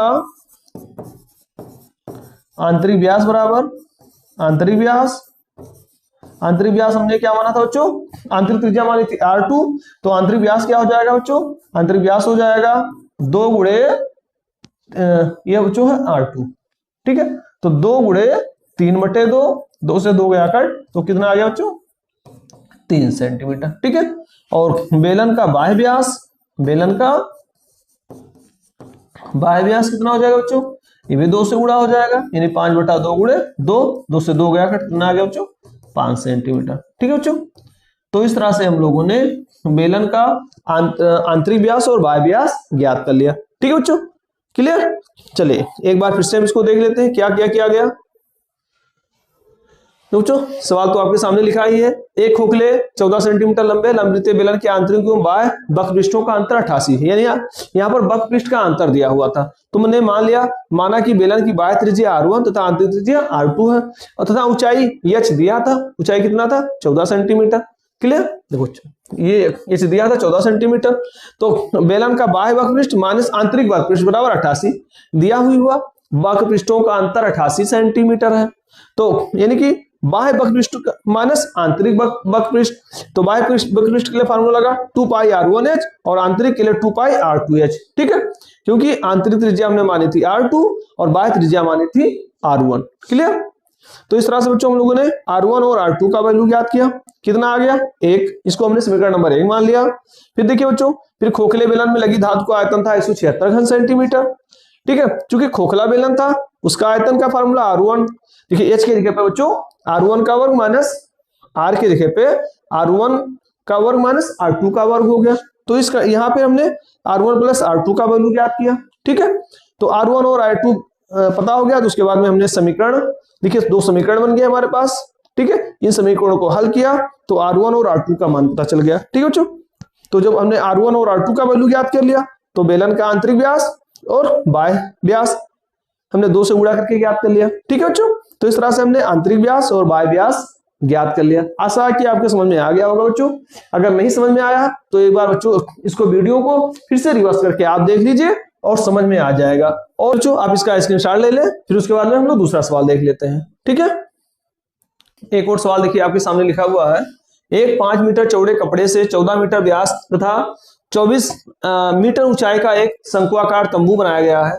तो इसमें लगे कपड़े का मूल्य 25 रुपये प्रति मीटर है। तो कुल लागत ज्ञात करो। ठीक है बच्चों, ठीक है, 5 मीटर चौड़े कपड़े से 14 मीटर व्यास तथा 24 मीटर ऊंचाई का शंकुआकार तंबू बनाया गया। ठीक है, तो चलिए बच्चों हम लोग सवाल को सॉल्व करते हैं। पहले हम लोग एक शंकु बनाते हैं। ये बच्चों इस तरह से एक आपका शंकु बना हुआ है। ठीक है, और इस शंकु की देखिए बच्चों इस तरह से कपड़े का व्यास है 5 मीटर चौड़े, कपड़े से 14 मीटर व्यास, यानी कि जो इसका डायमीटर बन रहा है बच्चों 14 मीटर बन रहा है। ठीक है, और इसकी ऊंचाई कितनी बन रही है 24 मीटर। ये हो गया बच्चों इसकी ऊंचाई। ऊंचाई कितना हो गया 24 मीटर। ठीक है बच्चों, क्लियर। शंकुआकार तंबू बनाया गया, यदि इसमें लगे कपड़े का मूल्य 25 रुपये प्रति मीटर हो तो कुल लागत ज्ञात करो। यानी पहले हम यह ज्ञात कर लेते हैं बच्चों कि इसमें हमें कितना कपड़ा लगा है। शंकु का वक्रपृष्ठ बराबर हो जाएगा, वक्रपृष्ठ बराबर हो जाएगा पाई आर यल। क्या होगा बच्चों पाई आर यल। ये यल क्या बच्चों, ये यल हो गया बच्चों हमारा ये। तो यल क्या है, यल को बोलते हैं तिरछी ऊंचाई। क्या ज्ञात करते हैं, कहते हैं इसको तिरछी ऊंचाई। देखिए डी बराबर 14 है तो ये बच्चों यहाँ त्रिज्या हो गया, तो आर बराबर क्या हो जाएगा 7 मीटर। आर बराबर हो जाएगा 7 मीटर। तो पहले हम शंकु की तिरछी ऊंचाई ज्ञात कर लें बच्चों। शंकु की तिरछी ऊंचाई, तो शंकु की तिरछी ऊंचाई अर्थात यल बराबर। ठीक है, यल क्या बच्चों, देखो अगर हम लोग इस तरह से आप लोगों ने त्रिभुज पढ़ा होगा, समकोण त्रिभुज। समकोण त्रिभुज में आप लोगों को पाइथागोरस का प्रमेय पता होगा कि कर्ण स्क्वायर बराबर होता है आधार स्क्वायर प्लस लंब स्क्वायर, आधार स्क्वायर प्लस लंब स्क्वायर। तो सेम बच्चों ऐसे ये तैयार हो रहा है यल बराबर, यानी कि under root h square plus R square. ठीक है, तो h स्क्वायर कितना हो गया बच्चों 24 का वर्ग, आर स्क्वायर कितना होगा बच्चों 7 का वर्ग। ठीक है, तो 24 का वर्ग कितना होगा बच्चों, देखिए 24 का वर्ग हो जाएगा 24 गुणे 24, 4 चौका 16, 4 दूनी 8 और 1 9, 2 चौका 8, 2 दूना 4, यानी कि 576 ये हुआ। और 7 का वर्ग हो गया बच्चों 49। इसको जोड़ेंगे 9 6 15, 7 4 11 1 12, 5 और 1 6, 625। कितना आ गया बच्चों 625। और इसका वर्गमूल क्या होगा 25।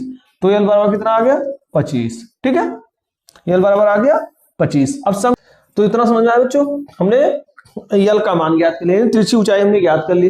ठीक है, अब हम क्या कर ज्ञात कर ले, अब शंकु का वक्रपृष्ठ ज्ञात कर ले, यानी कि शंकु का वक्रपृष्ठ बराबर, देखो शंकु का वक्रपृष्ठ। ठीक है, वक्रपृष्ठ। अब शंकु का वक्रपृष्ठ बराबर हो जाएगा बच्चों टेंट में लगे कपड़े का। ठीक है, शंकु का वक्रपृष्ठ जो होगा वो किसके बराबर होगा, शंकु में जो कपड़ा लगा है उसके बराबर हो जाएगा। ठीक है, तो शंकु का वक्रपृष्ठ का फॉर्मूला होता है बच्चों पाई आर यल। क्या होता है पाई आर यल। अब पाई का मान होगा बच्चों 22/7, आर का मान हो गया 7 और यल का मान हो गया 25। ठीक है, अब 7 से 7 गया कर तो 25 0 0, 25 दूना देखिए 25 0 0, 25 दूना 50 और 5 50, यानी 550 वर्ग सेंटीमीटर। ठीक है बच्चों, तो इस तरह से शंकु का वक्रपृष्ठ ज्ञात कर लिया हमने 550 वर्ग सेंटीमीटर। ठीक है, क्लियर हुआ। अब देखिए बच्चों इसमें दिया हुआ कि कपड़े की चौड़ाई दिया है 5 मीटर, कपड़े की चौड़ाई 5 मीटर। ठीक है, चूंकि कपड़े की चौड़ाई दी है बच्चों तो कपड़े की चौड़ाई बराबर 5 मीटर। ठीक है, कपड़े की चौड़ाई बराबर 5 मीटर, इसलिए टेंट में लगे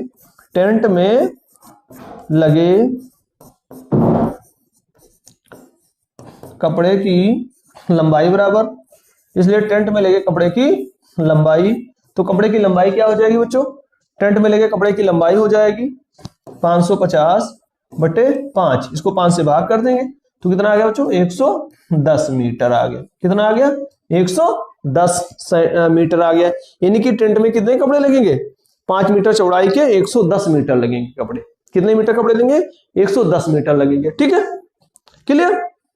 अब चूंकि 1 वर्ग मीटर का खर्च 25 रुपए, 1 वर्ग मीटर का खर्च बराबर, चूंकि 1 मीटर कपड़े का मूल्य बराबर 1 मीटर कपड़े का मूल्य 1 मीटर कपड़े का मूल्य बराबर 25 रुपये। क्या बच्चों? 25 रुपये। ठीक है, इसलिए 110 मीटर कपड़े का मूल्य 110 मीटर कपड़े का मूल्य क्या हो जाएगा बच्चों? इसलिए 110 मीटर कपड़े का मूल्य बराबर 25 गुणे 110 गुणा करें बच्चों 25 0 0 25 अकन्ने 25 25 अकन्ने 25 और 2 27 यानी कि 2750 रुपये। ठीक है, ये हो जाएगा बच्चों हमारा। तो कितना रुपया लगेगा? 2750 रुपये लगेंगे। क्लियर? ओके। ठीक, क्या किया गया? हमने पहले शंकु की तिरछी ऊंचाई ज्ञात कर ली, क्योंकि वक्रपृष्ठ निकालने के लिए हमको यल चाहिए यानी तिरछी ऊंचाई चाहिए। ठीक है बच्चों, तो तिरछी ऊंचाई हमने जब यल ज्ञात कर ली, क्लियर, ये यल आ गया। तो शंकु का वक्रपृष्ठ का फार्मूला होता है पाई आर यल। तो पाई का मान 22/7, आर का मान 7 और यल का मान बच्चों हमने 25 निकाला, 7 से 7 गया कर तो आ गया 550 वर्ग सेंटीमीटर। क्लियर? अब चूंकि कपड़े की चौड़ाई 5 मीटर दिया हुआ है, तो इसलिए टंट में लगे कपड़ों की लंबाई कितनी होगी? 550 को 5 से भाग कर दिया गया तो आ गया 110 मीटर, यानी कि 110 मीटर कपड़े इसमें लगेंगे। ठीक है, 5 मीटर चौड़ाई के 110 मीटर कपड़े इसमें लगेंगे। ओके, अब 1 मीटर कपड़े का मूल्य है 25 रुपए, तो 110 मीटर कपड़े का मूल्य क्या हो जाएगा? 25 गुणे 110 अर्थात 2750 रुपए। क्लियर? आ गया समझ में? ठीक, चलो इस सवाल को हम लोग सॉल्व करते हैं। देखिए सवाल क्या है? पानी से भरे एक बेलनाकार टैंक को 225 लीटर प्रति मिनट की दर से खाली किया जाता है, यानी कि 1 मिनट में 225 लीटर खाली किया जाता है। यदि इसके आधार का व्यास 3 मीटर तथा ऊंचाई 3.5 मीटर है, तो कितने समय बाद आधा टैंक खाली होगा? कितने समय के बाद आधा टैंक खाली हो जाएगा? ठीक है बच्चों, देखिए बना हुआ है बेलनाकार टैंक है। ठीक है बच्चों, देखिए इस तरह से ये टैंक बना हुआ है। ठीक है, इसकी इसमें जो बच्चों दिया गया इसकी त्रिज्या हो गई है। ठीक है, और इसका व्यास है 3 मीटर। व्यास कितना है? 3 मीटर। ठीक है, तो देखिए पूरा इसका डायमीटर यानी डी बराबर है 3 मीटर। ठीक है बच्चों, तो त्रिज्या आर बराबर कितनी हो जाएगी? जाहिर सी बात है बच्चों, ये पूरा 3 मीटर है तो ये हो जाएगा 3 बटा 2 मीटर। ठीक है, और इसकी ऊंचाई दे रखी है बच्चों, ऊंचाई कितनी है? 3.5 मीटर यानी कि 3.5 मीटर, ये इसकी ऊंचाई हो गई। ठीक है, क्लियर? तो चलिए देखते हैं बेलनाकार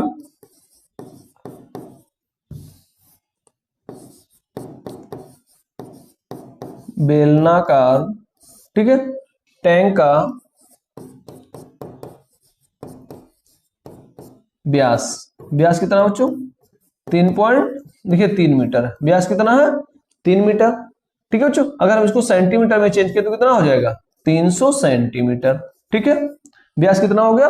300 सेंटीमीटर। ठीक है, और अच्छा अब त्रिज्या कितनी होगी बच्चों? त्रिज्या की बात करें तो त्रिज्या हो जाएगी 300/2 अर्थात 150 सेंटीमीटर। ये आ गई त्रिज्या। ठीक है, अब ऊंचाई दिया हो बच्चों, ऊंचाई कितना है? ऊंचाई बराबर हो गया 3.5 मीटर। ठीक है बच्चों, अगर हम इसको 100 से गुणा करें, ठीक है 3.5 मीटर है। ठीक है बच्चों, अगर हम इसको 100 से गुणा कर दें तो ये बदल जाएगा सेंटीमीटर में, तो कितना हो जाएगा? देखो 2 जीरो हो गया और ये होगा 35 से के बाद दशमलव यानी कि 350। कितना हो जाए बच्चों? 350.5 सेंटीमीटर यानी कि 350 सेंटीमीटर। कितना हो गया? ऊंचाई हो गया 350 सेंटीमीटर। क्लियर? ये ऊंचाई आ गई 350 सेंटीमीटर, त्रिज्या आ गया 150 सेंटीमीटर। तो पहले हम इसका देख लेते हैं आयतन। ठीक है, तो टंकी का आयतन बराबर टंकी का आयतन।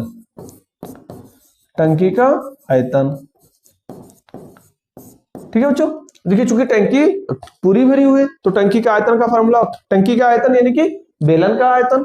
ठीक है, तो क्या होगा बच्चों? पाई आर स्क्वायर एच। ठीक है, पाई का मान कितना बच्चों? 22/7।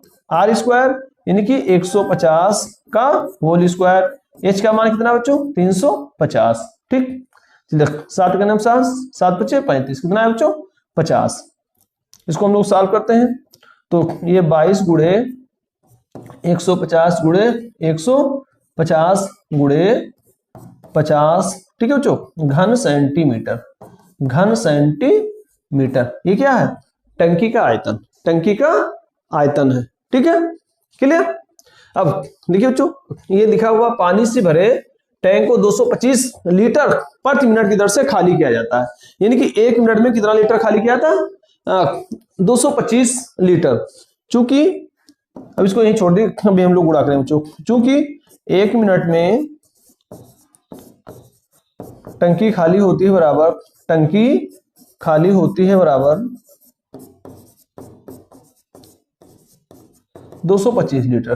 कितना होता है बच्चों? 225 लीटर।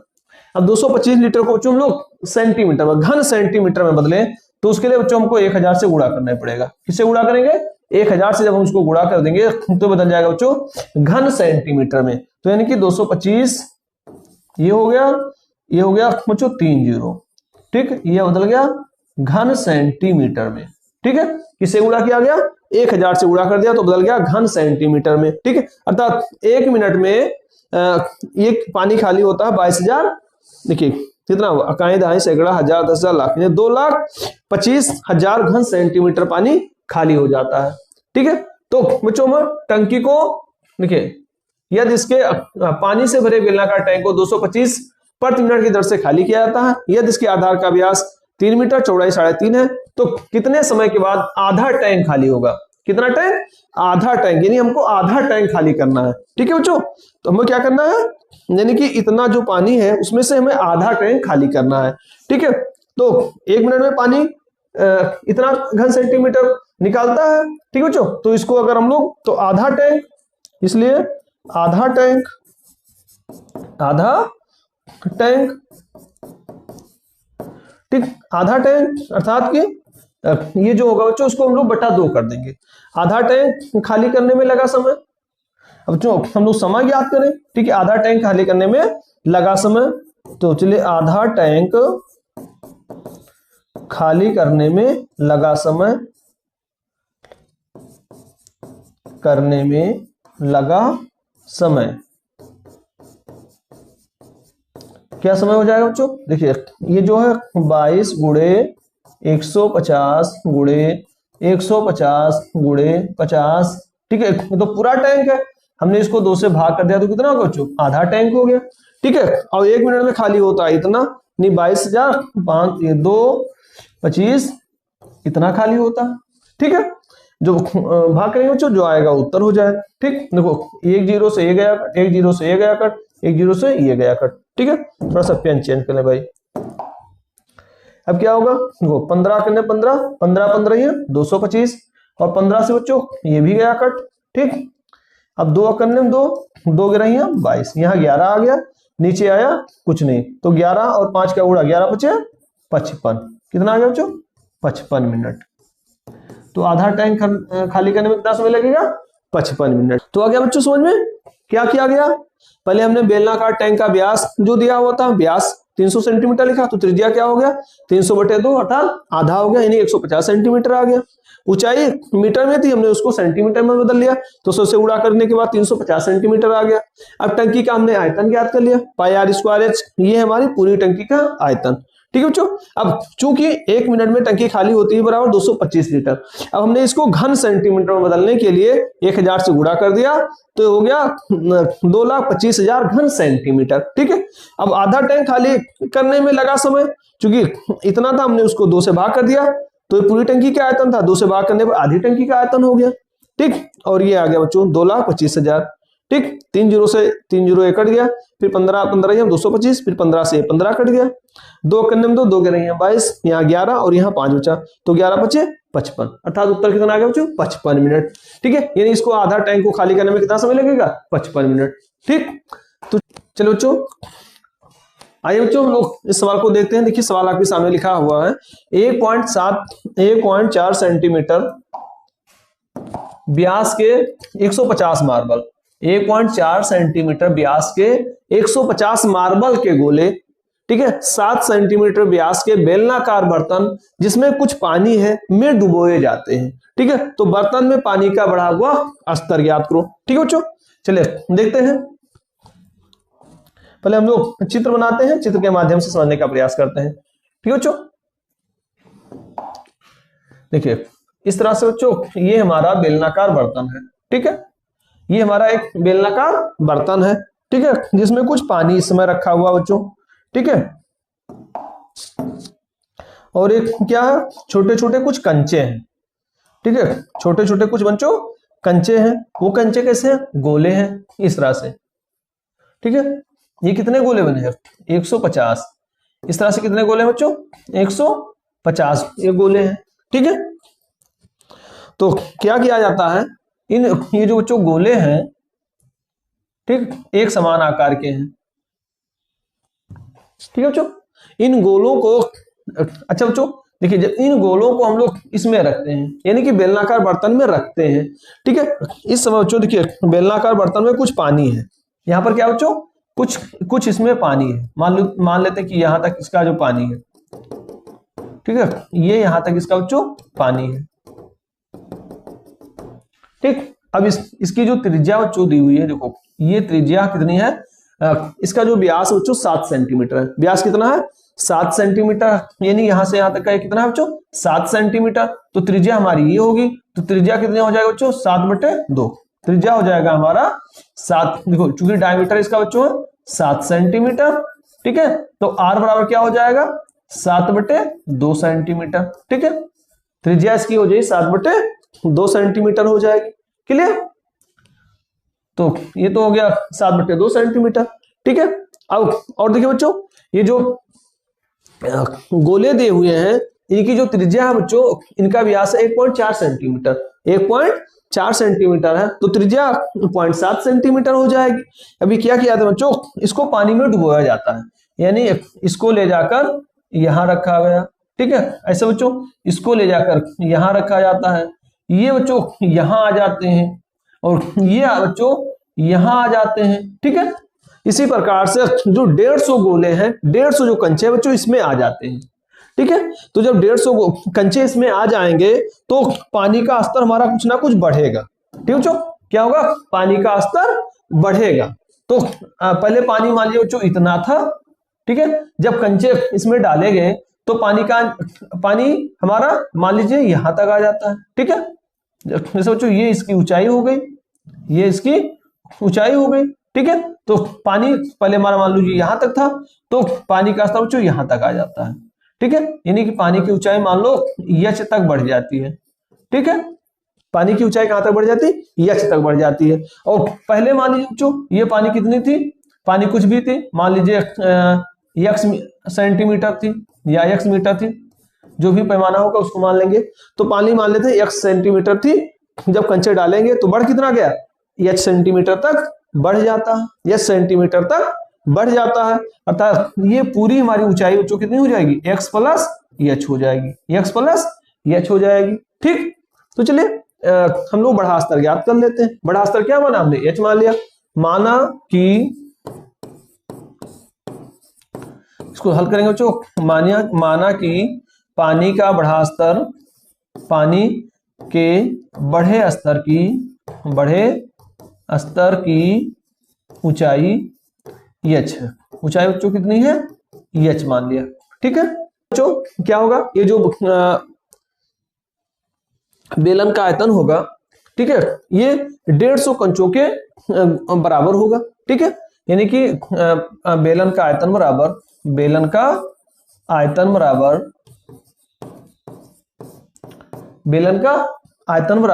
150 कंचों, 150 मार्बल के गोले का आयतन, 150 गोले के आयतन। ठीक है बच्चों, चलिए हम तो बेले का आयतन का फार्मूला क्या होगा, पाई आर स्क्वायर एच। क्या होगा बच्चों, पाई आर स्क्वायर एच।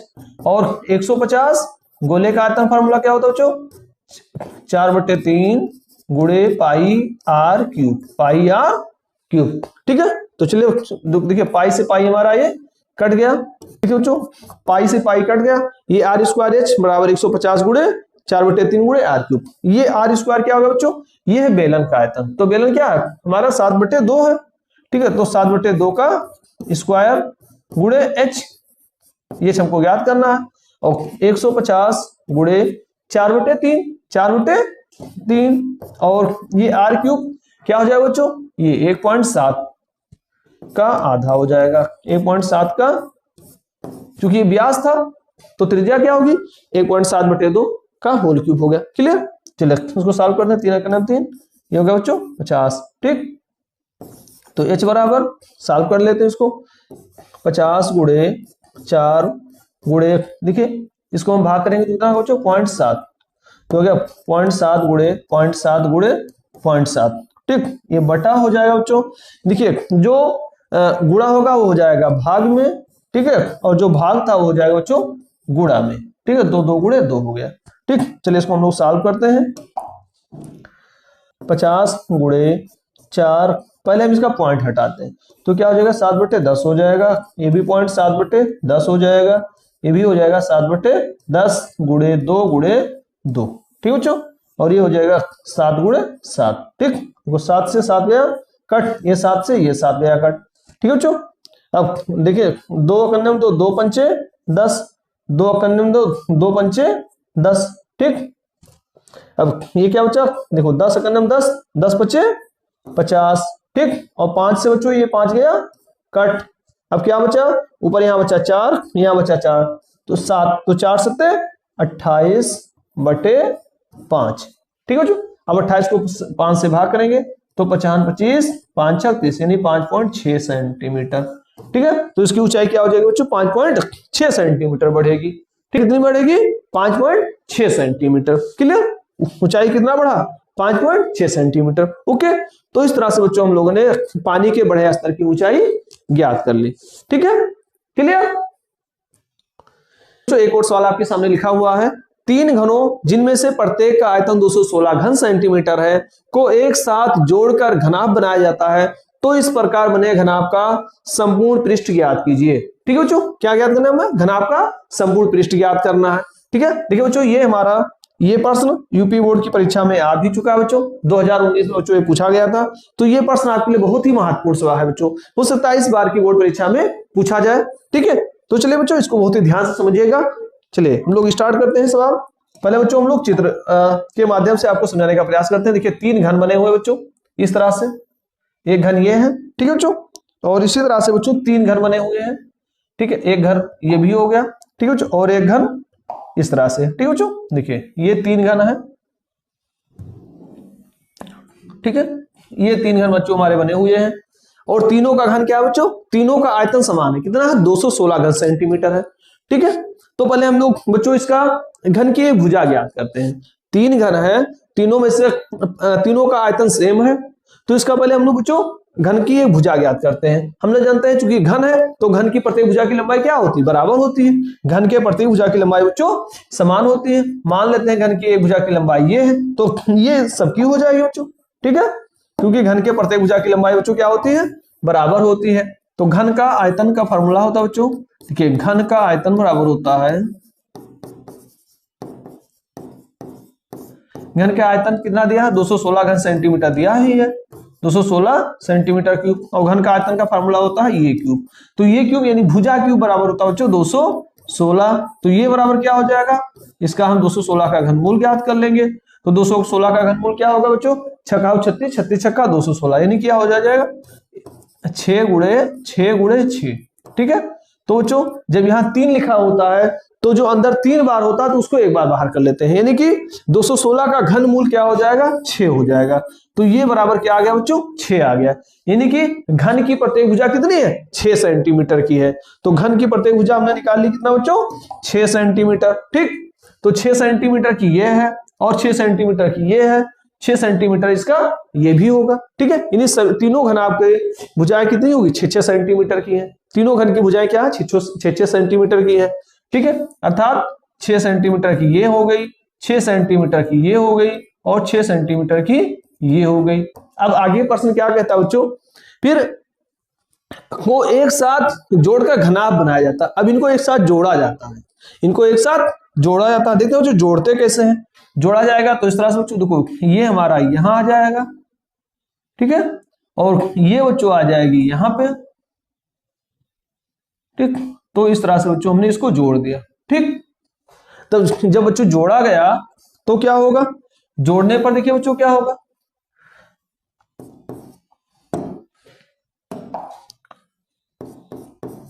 जोड़ने पर बच्चों देखिए 6 सेंटीमीटर की ये थी, 6 ये थी, 6 ये थी, तो इसकी जो यल हो जाएगी बच्चों, जो अब जोड़ने पर घनाभ इस तरह से बनेगा हमारा, ये हमारा जोड़ने के बाद घनाभ बन गया। ठीक, तो जो इसकी लंबाई बनेगी बच्चों 6 धन 6 धन 6 अर्थात 6 त्रिका 18, यल बराबर क्या हो जाएगा बच्चों 18 सेंटीमीटर। ठीक है, जो नया घनाभ बनेगा उसकी लंबाई हो जाएगी 18 सेंटीमीटर। ठीक है, और देखिए बच्चों चौड़ाई और ऊंचाई में तो कोई अंतर नहीं आया। ठीक है, ये हमारी हो गई इसकी लंबाई। ठीक है, और ये हो गई ऊंचाई, ये सॉरी ये हो गई लंबाई, ये हो गई चौड़ाई और ये हो गई ऊंचाई, यानी कि लंबाई चौड़ाई, लंबाई में अंतर आ गया लेकिन चौड़ाई और ऊंचाई उसका सेम है। ठीक है, तो यहां लिखेंगे चूंकि घन को जोड़ा जाता है, घन को जोड़कर एक घनाभ बनाया जाता है, एक घनाभ बनाया जाता है, घनाभ बनाया जाता है। ठीक है, ठीक है, 3 घन को जोड़कर, तीनों घनों को जोड़कर एक घनाभ बनाया जाता है, इसलिए ठीक है बनाया जाता है, तो नए बने घनाभ घनाभ की लंबाई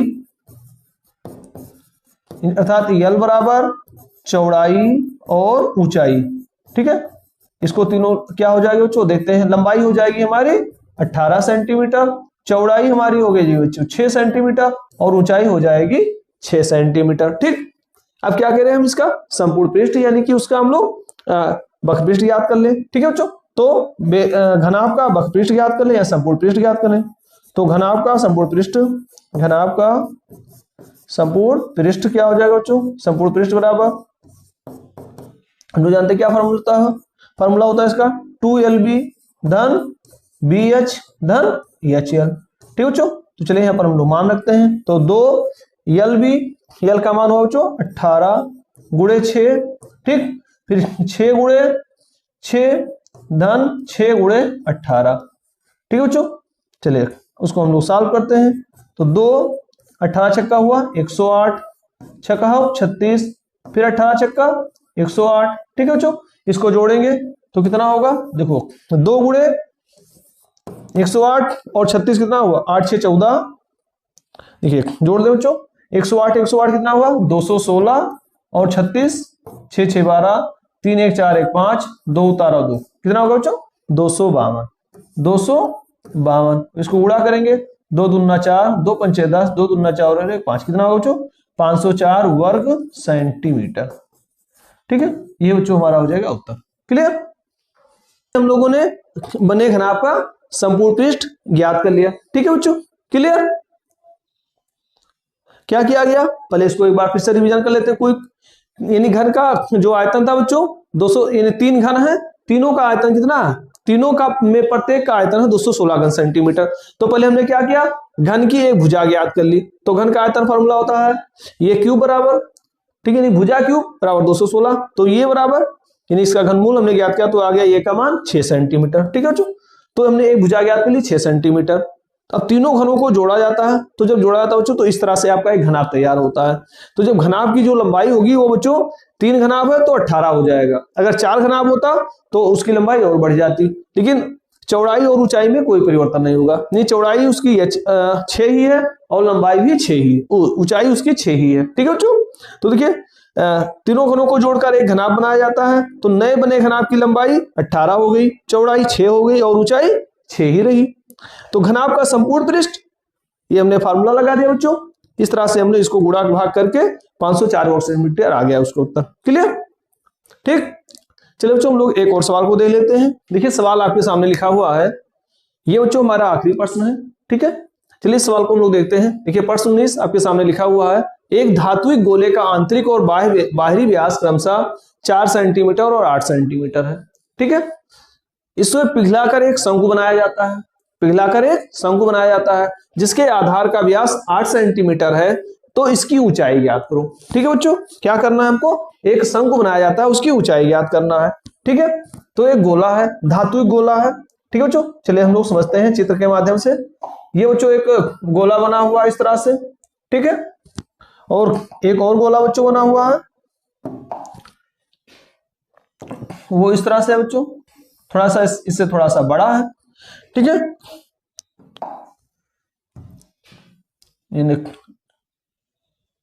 इस तरह से है। ठीक है, तो इसमें क्या है, देखिए एक धातु गोले का आंतरिक और बाहरी व्यास क्रमशः 4 सेंटीमीटर और 8 सेंटीमीटर, यानी कि गोला जो बना हुआ है वो कैसा है बच्चों, खोखला गोला है। कैसा है, खोखला गोला है। ठीक है, इसका जो बाहरी व्यास है, अगर हम बच्चों इसकी त्रिज्या देखो, ये बीच के हमारा पॉइंट हो गया त्रिज्या। ठीक है बच्चों, थोड़ा पेन चेंज कर ले, ये हमारा हो गया त्रिज्या, और ये बच्चों हो गया आंतरिक त्रिज्या। ठीक है, और ये पूरा यहां से यहां तक बच्चों हो गया बाह्य त्रिज्या। ठीक है, यानी बाहरी त्रिज्या। और अगर हम इसको यहां से ऐसे पूरा कर दे बच्चों, तो ये हमारा हो गया, अगर इसकी बात की तो बाहरी त्रिज्या हो, बाहरी व्यास हो गया। ठीक है बच्चों, थोड़ा सा हम पेन चेंज करते हैं। और बच्चों देखिए इसी में ये सॉरी, और यहां से बच्चों अगर इतने की बात करें, ठीक है, ये यहां से इतने की बात करें, तो ये हमारी होगी आंतरिक व्यास। ठीक है, इतना भाग हो गया आंतरिक व्यास, और पूरा हमने ले लिया तो हो गया बाहरी व्यास। ठीक है, तो चलिए बच्चों ये समझ में आ गया आंतरिक व्यास और बाह्य व्यास। अब हम लोग समझते हैं बच्चों, देखिए गोले का बाह्य व्यास बच्चों, बाह्य व्यास कितना दिया हुआ है, यानी बाहरी व्यास है 4 सेंटीमीटर। ठीक है, सॉरी, आंतरिक और बाहरी व्यास, यानी बाहरी व्यास है बच्चों 8 सेंटीमीटर। कितना है, 8 सेंटीमीटर। ठीक है, तो इसकी बच्चों त्रिज्या क्या हो जाएगी, त्रिज्या अगर हम इसकी त्रिज्या r रखें तो r बराबर क्या हो जाएगा, 8/2 अर्थात 4 सेंटीमीटर। ठीक है बच्चों, ये तो हुई गोले की बात। अब फिर गोले की आंतरिक त्रिज्या भी दी गई है, और आंतरिक त्रिज्या कितनी है, आंतरिक व्यास देखो बच्चों दिया, आंतरिक व्यास दिया है 4 सेंटीमीटर। ठीक है बच्चों, आंतरिक व्यास दिया है 4 सेंटीमीटर। तो त्रिज्या, आंतरिक त्रिज्या को बच्चों अगर हम लोग स्मॉल आर मान ले, तो स्मॉल आर बराबर 4/2 अर्थात 2 सेंटीमीटर। ठीक है बच्चों, क्लियर। तो यानी कि यहां से यहां तक बच्चों कितना है, 4 सेंटीमीटर। ठीक है, और हमने अपना बात की यहां से यहां तक की त्रिज्या कितना है बच्चों, 2 सेंटीमीटर। ठीक है, यानी बाह्य त्रिज्या 4 सेंटीमीटर, आंतरिक त्रिज्या 2 सेंटीमीटर। ठीक है, इतना आया समझ में। अब हम लोग क्या करेंगे बच्चों, देखिए इसे पिघला करके, अब इसको पिघलाया जाता है। पिघलाने के बाद बच्चों एक शंकु बनाया जाता है। क्या बनते हैं, शंकु बनाया जाता है। ठीक है, यानी कि इसको पिघलाने के बाद बच्चों ये इस प्रकार से एक शंकु बन जाता है। ठीक है, अब ये शंकु बनने के बाद बच्चों हमें इस शंकु की ऊंचाई ज्ञात करना है, और इसके आधार का व्यास बच्चों, यानी इसका जो व्यास बनता है 8 सेंटीमीटर, यानी इसका जो डायमीटर बनता है 8 सेंटीमीटर का है। ठीक है बच्चों, तो इसकी त्रिज्या क्या हो जाएगी, अगर त्रिज्या की बात करें तो ये हो जाएगी 4 सेंटीमीटर। ठीक है, और इसकी ऊंचाई आपको ज्ञात करना है, ये हमें ये ऊंचाई ही ज्ञात करना है। तो मान लेते हैं, माना शंकु की ऊंचाई, माना कि शंकु की ऊंचाई h सेंटीमीटर है। कितनी हमने मान ली, h सेंटीमीटर है। ठीक है बच्चों, शंकु की ऊंचाई क्या मान लिया हमने, h मान लिया। ठीक, चलिए h हमने मान लिया। ठीक, अब चूंकि इसको बच्चों पिघलाया जाता है गोले को, तो जो गोले का आयतन होगा वही शंकु का भी तो आयतन होगा, यानी कि गोले को पिघलाने के बाद शंकु बनता है, तो जो खोखला गोला होगा उस शंकु के आयतन के बराबर होगा, यानी इसका आयतन गोले का आयतन बराबर शंकु का आयतन। ठीक है, इसलिए शंकु का आयतन बराबर गोले का आयतन, खोखले गोले का आयतन। ठीक है बच्चों, गोले का आयतन। ठीक है, अब शंकु का आयतन का फार्मूला होता है बच्चों 1/3 पाई r² h। ठीक है। और खोखला गोला है, उसका आयतन क्या होगा 4/3 पाई, ठीक है बच्चों। अब आर क्यूब क्या होता है, आर क्यूब, चूंकि गोला खोखला है तो क्या हो जाए बच्चों, R cube minus small R का आर क्यूब, ठीक, capital R cube minus small R cube. चलिए बच्चों हम लोग इसका मान रखते हैं।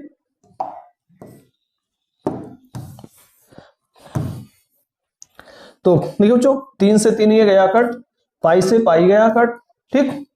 अब आर स्क्वायर, आर का मान क्या है बच्चों, ये शंकु का है त्रिज्या, तो ये हो गया 4 स्क्वायर गुणे एच बराबर, ठीक, ये है 4, ठीक, आर क्यूब यानी कि हो गया 4 का whole cube minus R cube यानी ये होगा बच्चों 2 का होल क्यूब। क्लियर। चलो बच्चों उसको सॉल्व करते तो एच बराबर 4 गुणे कितना हो बच्चों, 4 चौका 16, 16 चौका हुआ 64 माइनस 2 का क्यूब, 2 दूना 4 दूना 8, ठीक, बटे देखिए बच्चों क्या हुआ 4 का और हो गया 4 चौका 16 यानी 16 गुणे एच बराबर इतना आ गया। तो एच बराबर क्या हो, तो देखते हैं बच्चों एच बराबर क्या होगा, तो एच बराबर 4 गुणे 64 में बच्चों 4 घटेगा तो 14 में 8 गई बच्चा 6, 5 उतारा 5 यानी 56 बटे 16 हो गया, ठीक है बच्चों। तो देखिए 4 कन्ने में 4, 4 चौका 16, ठीक, अब 4 कन्ने में 4, 14 चौका 56, कितना आ गया बच्चों 14, अर्थात एच बराबर आ गया 14 सेंटीमीटर, ठीक है बच्चों। एच का मान कितना आ गया 14 सेंटीमीटर, ठीक, यानी एच बराबर कितना है 14 सेंटीमीटर। तो इस तरह से बच्चों हम लोगों ने शंकु की ऊंचाई ज्ञात कर ली। क्लियर हुआ बच्चों। देखिए बच्चों ये हमारा ये पेपर, ये बोर्ड परीक्षा 2022 और 23 में आया था ये प्रश्न, तो ठीक है बच्चों ये अगर परीक्षा की दृष्टि से देखा जाए तो ये बच्चों बहुत ही महत्वपूर्ण हमारा प्रश्न है, ठीक है, इसको आप लोग ध्यान रखिएगा, ये प्रश्न हमारे लिए बहुत महत्वपूर्ण है। इस तरह से प्रश्न अगर पूछे जाएंगे तो लॉन्ग आंसर, लॉन्ग में आएगा बच्चों, यानी कि 4 नंबर में ये प्रश्न पूछे जाएंगे, ठीक है। और करना क्या है, देखिए गोले का बाह्य व्यास दिया हुआ था तो हमने उसकी त्रिज्या ज्ञात कर ली, फिर आंतरिक त्रिज्या हमने ज्ञात कर ली, ठीक है। अब चूंकि शंकु की ऊंचाई ये सेंटीमीटर है, अब इसको पिघलाकर शंकु बनाया जाता है तो जो गोले का आयतन होगा वो शंकु का आयतन होगा, जो गोले का आयतन होगा वो शंकु का आयतन होगा, ठीक है। तो शंकु का आयतन बराबर खोखले गोले का आयतन, ठीक है बच्चों। तो शंकु आयतन 1/3 पाई आर स्क्वायर एच बराबर 4/3 पाई ये होता है आर क्यूब, तो आर बच्चों यहाँ पर बाहरी त्रिज्या माइनस आंतरिक त्रिज्या, ठीक है। तो इस तरह से बच्चों हमने मान रखा और एच का मान निकाल लिया 14 सेंटीमीटर, ठीक है। तो इस तरह से बच्चों हम लोगों ने प्रश्नावली 12.1 के सभी सवालों को बच्चों देख लिया है, आशा की आपके समझ में आ गया होगा, ठीक है बच्चों। तो चलिए बच्चों अब हम लोग अगले वीडियो में देखेंगे प्रश्नावली 12.2 के प्रश्नों को बच्चों सॉल्व करेंगे, ठीक है।